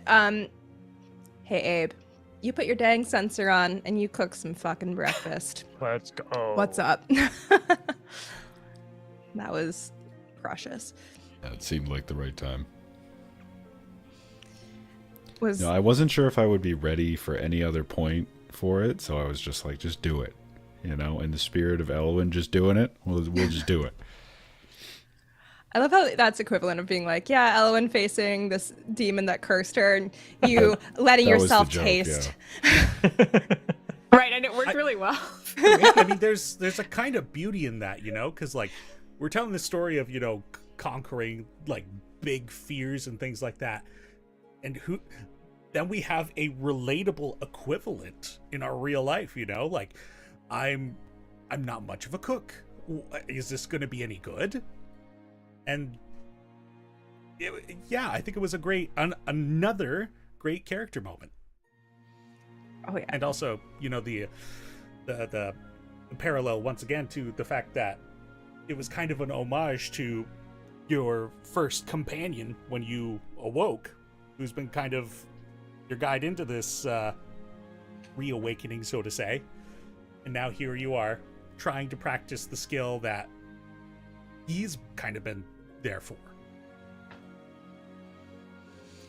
Also, I wasn't trying to make light of the censor, because to me that was a huge moment, because it was massive to me that in the ruins you, like, again, in private, brooding time, took it off and was like, not now. And I'm like, yeah, I also tried to play it so that now, like, obviously was awake and saw it and was playing it cool, so I hope you appreciate that.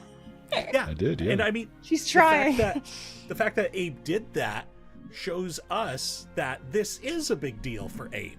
Like, to suddenly have this, what many of us take for granted, to now finally be able to experience that's huge. Do you think Abe's gonna leave the censor on now? I don't think so. Especially when we're flying on the backs of griffins, going like, I don't even know what's the top speed of a griffin, Denny.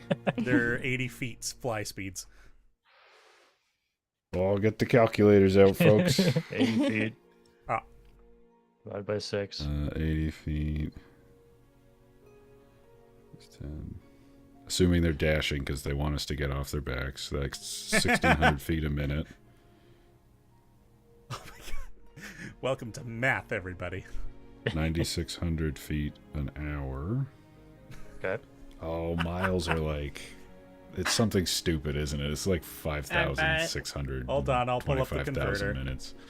Well, while we're doing math, I actually have a thing now, because in your other really private moment in recent episodes where you had that dream convo with Hungry Man, did you?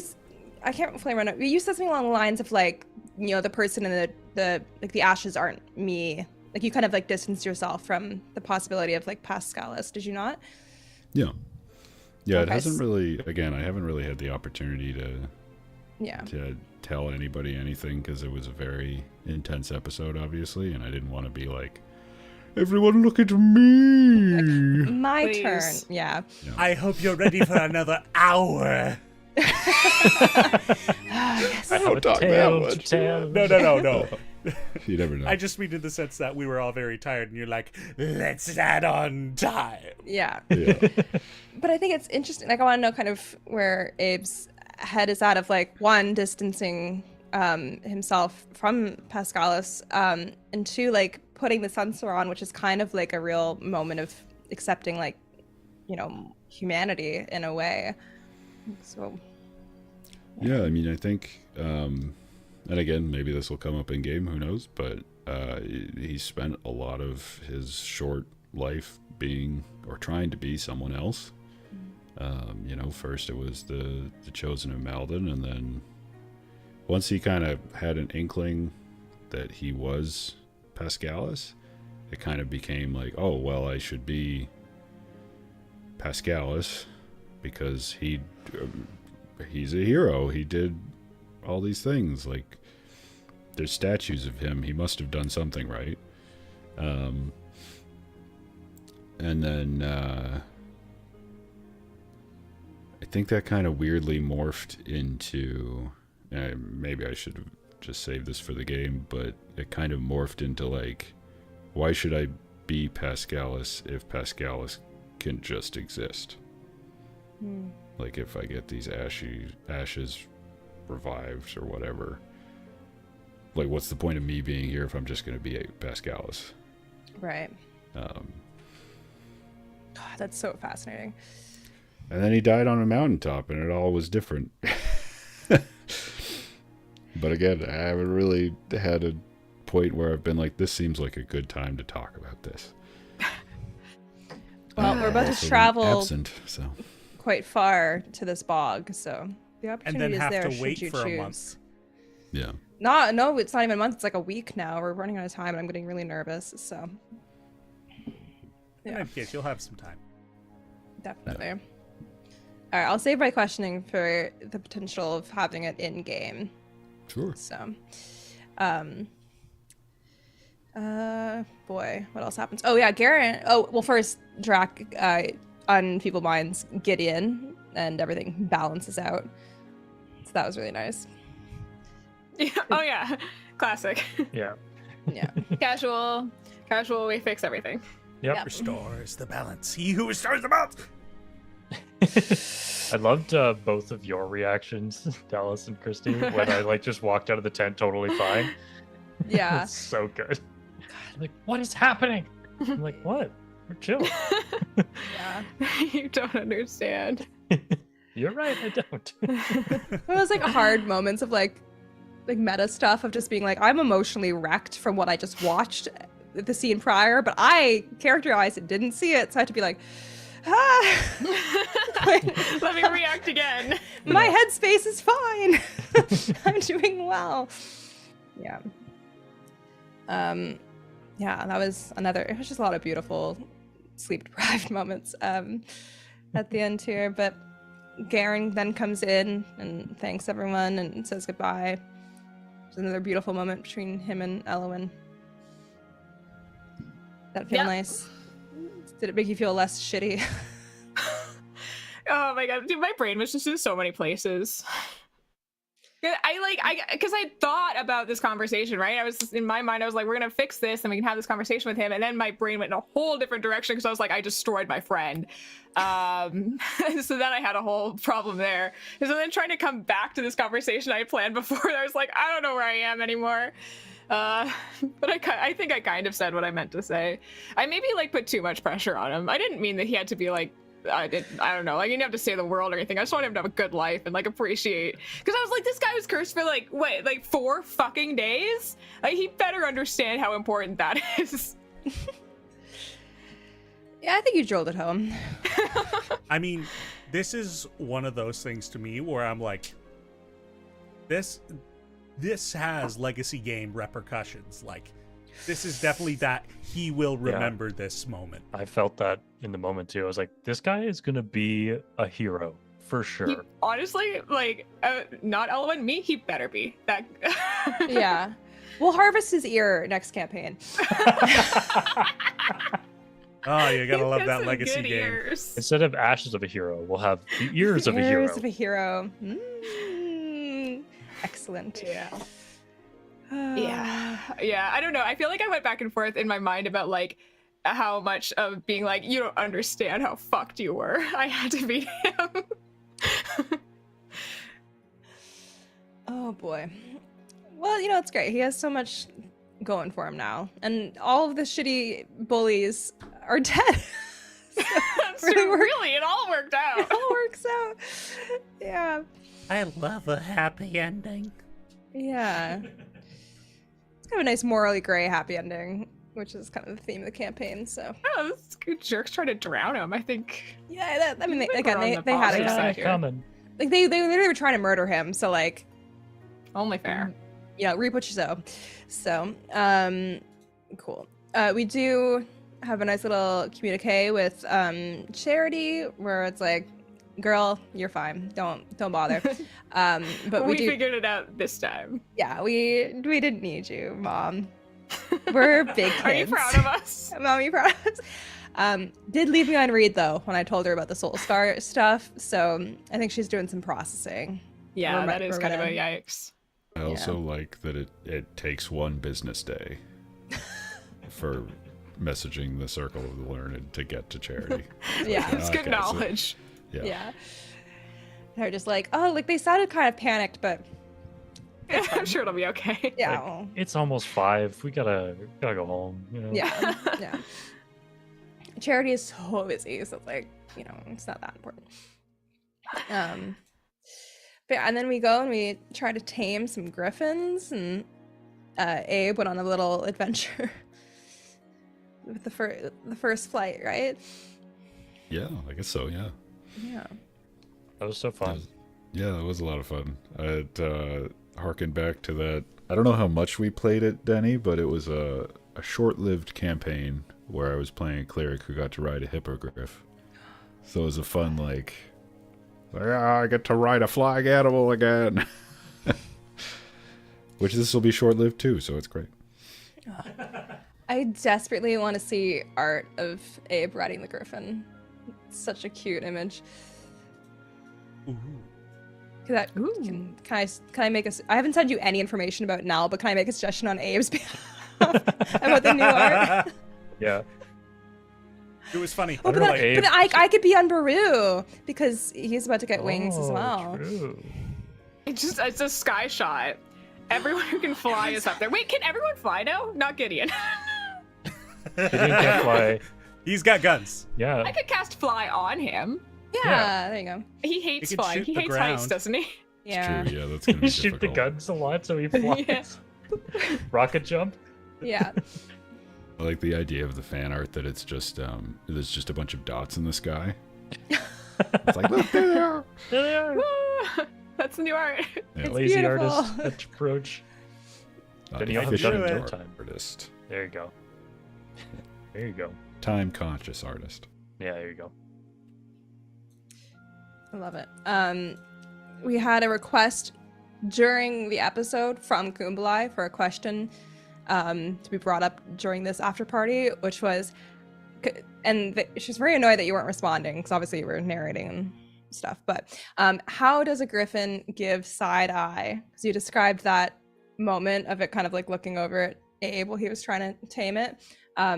He wants to know, does it turn its whole head to give him side eye, or does it move its head back and forth like an owl?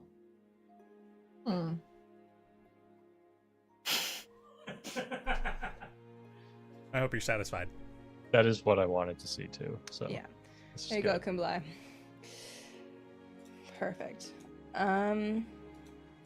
Yeah. So, despite everything, truly this should not have worked, but we're all on griffins now, and we've leveled up to 13. Yay! Woo! In the sky, we all had like that gold shimmer.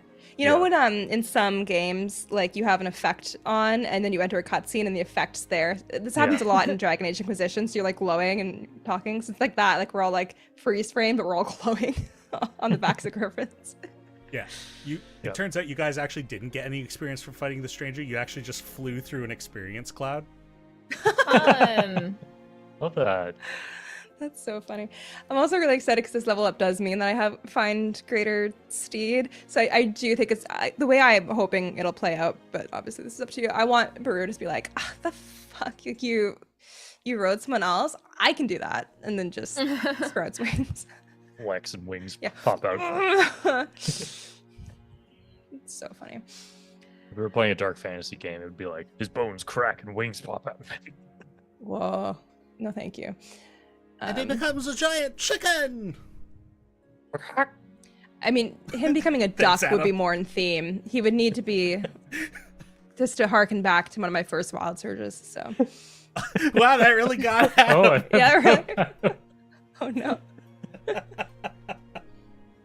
Because I'm Like that- picturing like the Moana rooster, Oh, like these massive bug what a eyes. giant version of it. Yeah, like a 12-foot tall version, and these like wings that are like, Yeah, little vestigial wings. yeah, And somehow I'm astride it, and it's just like Yeah. flapping. It's like hummingbird level of Yeah. flapping. yeah. Like you can see the strain. Like there's a blood vessel, you know. Oh, It's That is animal great. cruelty. Poor guy. All right. Well, that is those 3 episodes. Really quick. Anyone else have anything to say about 56? Just want to make sure. 56 was really fun. I felt really happy during that We episode. skipped Great. It's a over simpler the time. stones with Goliath elven writing on them. I did. I typically skip over my own stuff. So, That was really cool. We're done. I appreciate. I was just wanting to point out what we missed. Okay, well, this is my own show, so you brought it up. I'll wait until someone else brings up my stuff, and then I'll talk about it. Okay. Yeah, that was really cool. What's up with those stones with Goliath Elven writing? No, I just appreciate it because it was kind of like a shout out to some Varmhall stuff that didn't really come up, like because I had like this whole thing, like description of what like the burial area in Varmhall looks like. So that was kind of a cool like homage to that, although it wasn't quite the same, but I thought it was neat. So yeah, I mean, it sounds like we're gonna run into some burial mounds coming up soon. True. Maybe one of them is cracked open and demons are spewing out of it. Yeah, I mean, undead, God. probably. I'm Makes just sense. so full of foreshadowing. Wow. And also apparently DNR hunters. Y'all think Yeah. we'll find patience? Patience. Yeah. Yeah. But I it's feel like how far south are they? Like I don't know where they are. So I feel like it's like the entire half of this map that this could be in, right? Yeah. I mean, yeah, it's not looking good. I mean, looking at the map on Roll20, the part that I can see that's not covered by a giant Tarrasque at the moment. What? I don't know what you're talking about. I mean, yeah, it's like Charity or Patience could have made her way up there. Cool. I mean, she was close enough because she left us in Timberstead. She was already like, pretty close. So. And apparently there was like rangers too. It'd be fun to meet some rangers. Oh, I hope they all look like Aragorn. They all have their own set of double doors that they can push open. Oh my god, yes. That'd be so nice. It's just They like actually have a rolling set of doors that they just Yeah. share. Yeah. Instead of instant fortress, it's instant doors. Oh my god. It's kind of like the Cape of Billowing. Yeah. Like that sort of like unnecessary extra. It's like they have a thing that's like it's a minor illusion, but it's only just makes doors you can push through, like on a whim, but doesn't do anything else. Oh I would my love gosh. that item. It's so fun. That's wizard concept character now. I got to make sure I build the character with pass wall. That's what happens every time they pass wall. Oh. I've never even heard of that spell, so that's amazing. Just lets you kind of walk through a wall. I got it from the name, but thank you. That just means you get a pass on walls. It's just like, well, nah. Oh, okay. I like that. So, yeah, our next episode, we will be bogging it up, perhaps. Maybe. So, okay. Hopefully, we'll figure something out, like, for the name, depending on what happens. But something like bogged down. Oh, that's good. Keep that in mind. Because I won't have a good idea during the actual end thing, so. I've already got it. It's going to be bog and bougie. Oh, okay. It's a little Memory that's a little bog. premature for you to already know what it is, but Well, you know, Christy, how I like to actually one-up you and come up with a better and funnier idea. yeah, I do know. Actually, it's been kind of like the main component of our friendship all these years. So, Love you. all right, I am going to wrap it up. No fun question because we did several throughout, thanks to Kumbalai. So, thank you everyone for hanging out with us as we discussed our thoughts and feelings about these past episodes. Our next episode is, I don't remember when. We're going to have to figure it out because we're It might entering be- into a lot It might of be the busyness. It might be the 29th, and if it is, it's our Halloween episode, and if it's not, sorry. Interesting. But, keep an eye on our social media channels, join our Discord, follow us here on YouTube. We're very happy to have you. And yeah, if you want to be our Gold Star fan, send us questions on the After Party Questions channel. I almost said on Slack. Uh-oh. no. Welcome. On Discord. And just hang out with us there. The fun Slack. The party Slack. But Also, yeah, that's if I can add something as well, thank you everybody out there for getting us over 200 subs. Like, what a huge milestone for us. Like, we're just we're just a little guy, and we're just a so little happy. guy. We don't have greater restoration. We're so glad that you would. Don't feeble mind us. We're so glad you would be here to give us a shot, and hopefully you're having fun and enjoying what you're seeing here. And thank you, Christy, for hosting the after parties. Thank you, Dallas, for doing so many of the recaps. Don't worry, we've got you covered until the new year. Thank God. Thank you, Anthony, Adam, as well as Ryan and Logan, for being such amazing players in this campaign. And hopefully we can continue to have fun for whoever knows how long this goes on. Forever, until it's about years. I'll pass it back to you. Yeah, just remember that what happens when this ends is you get to deal with us ear folk.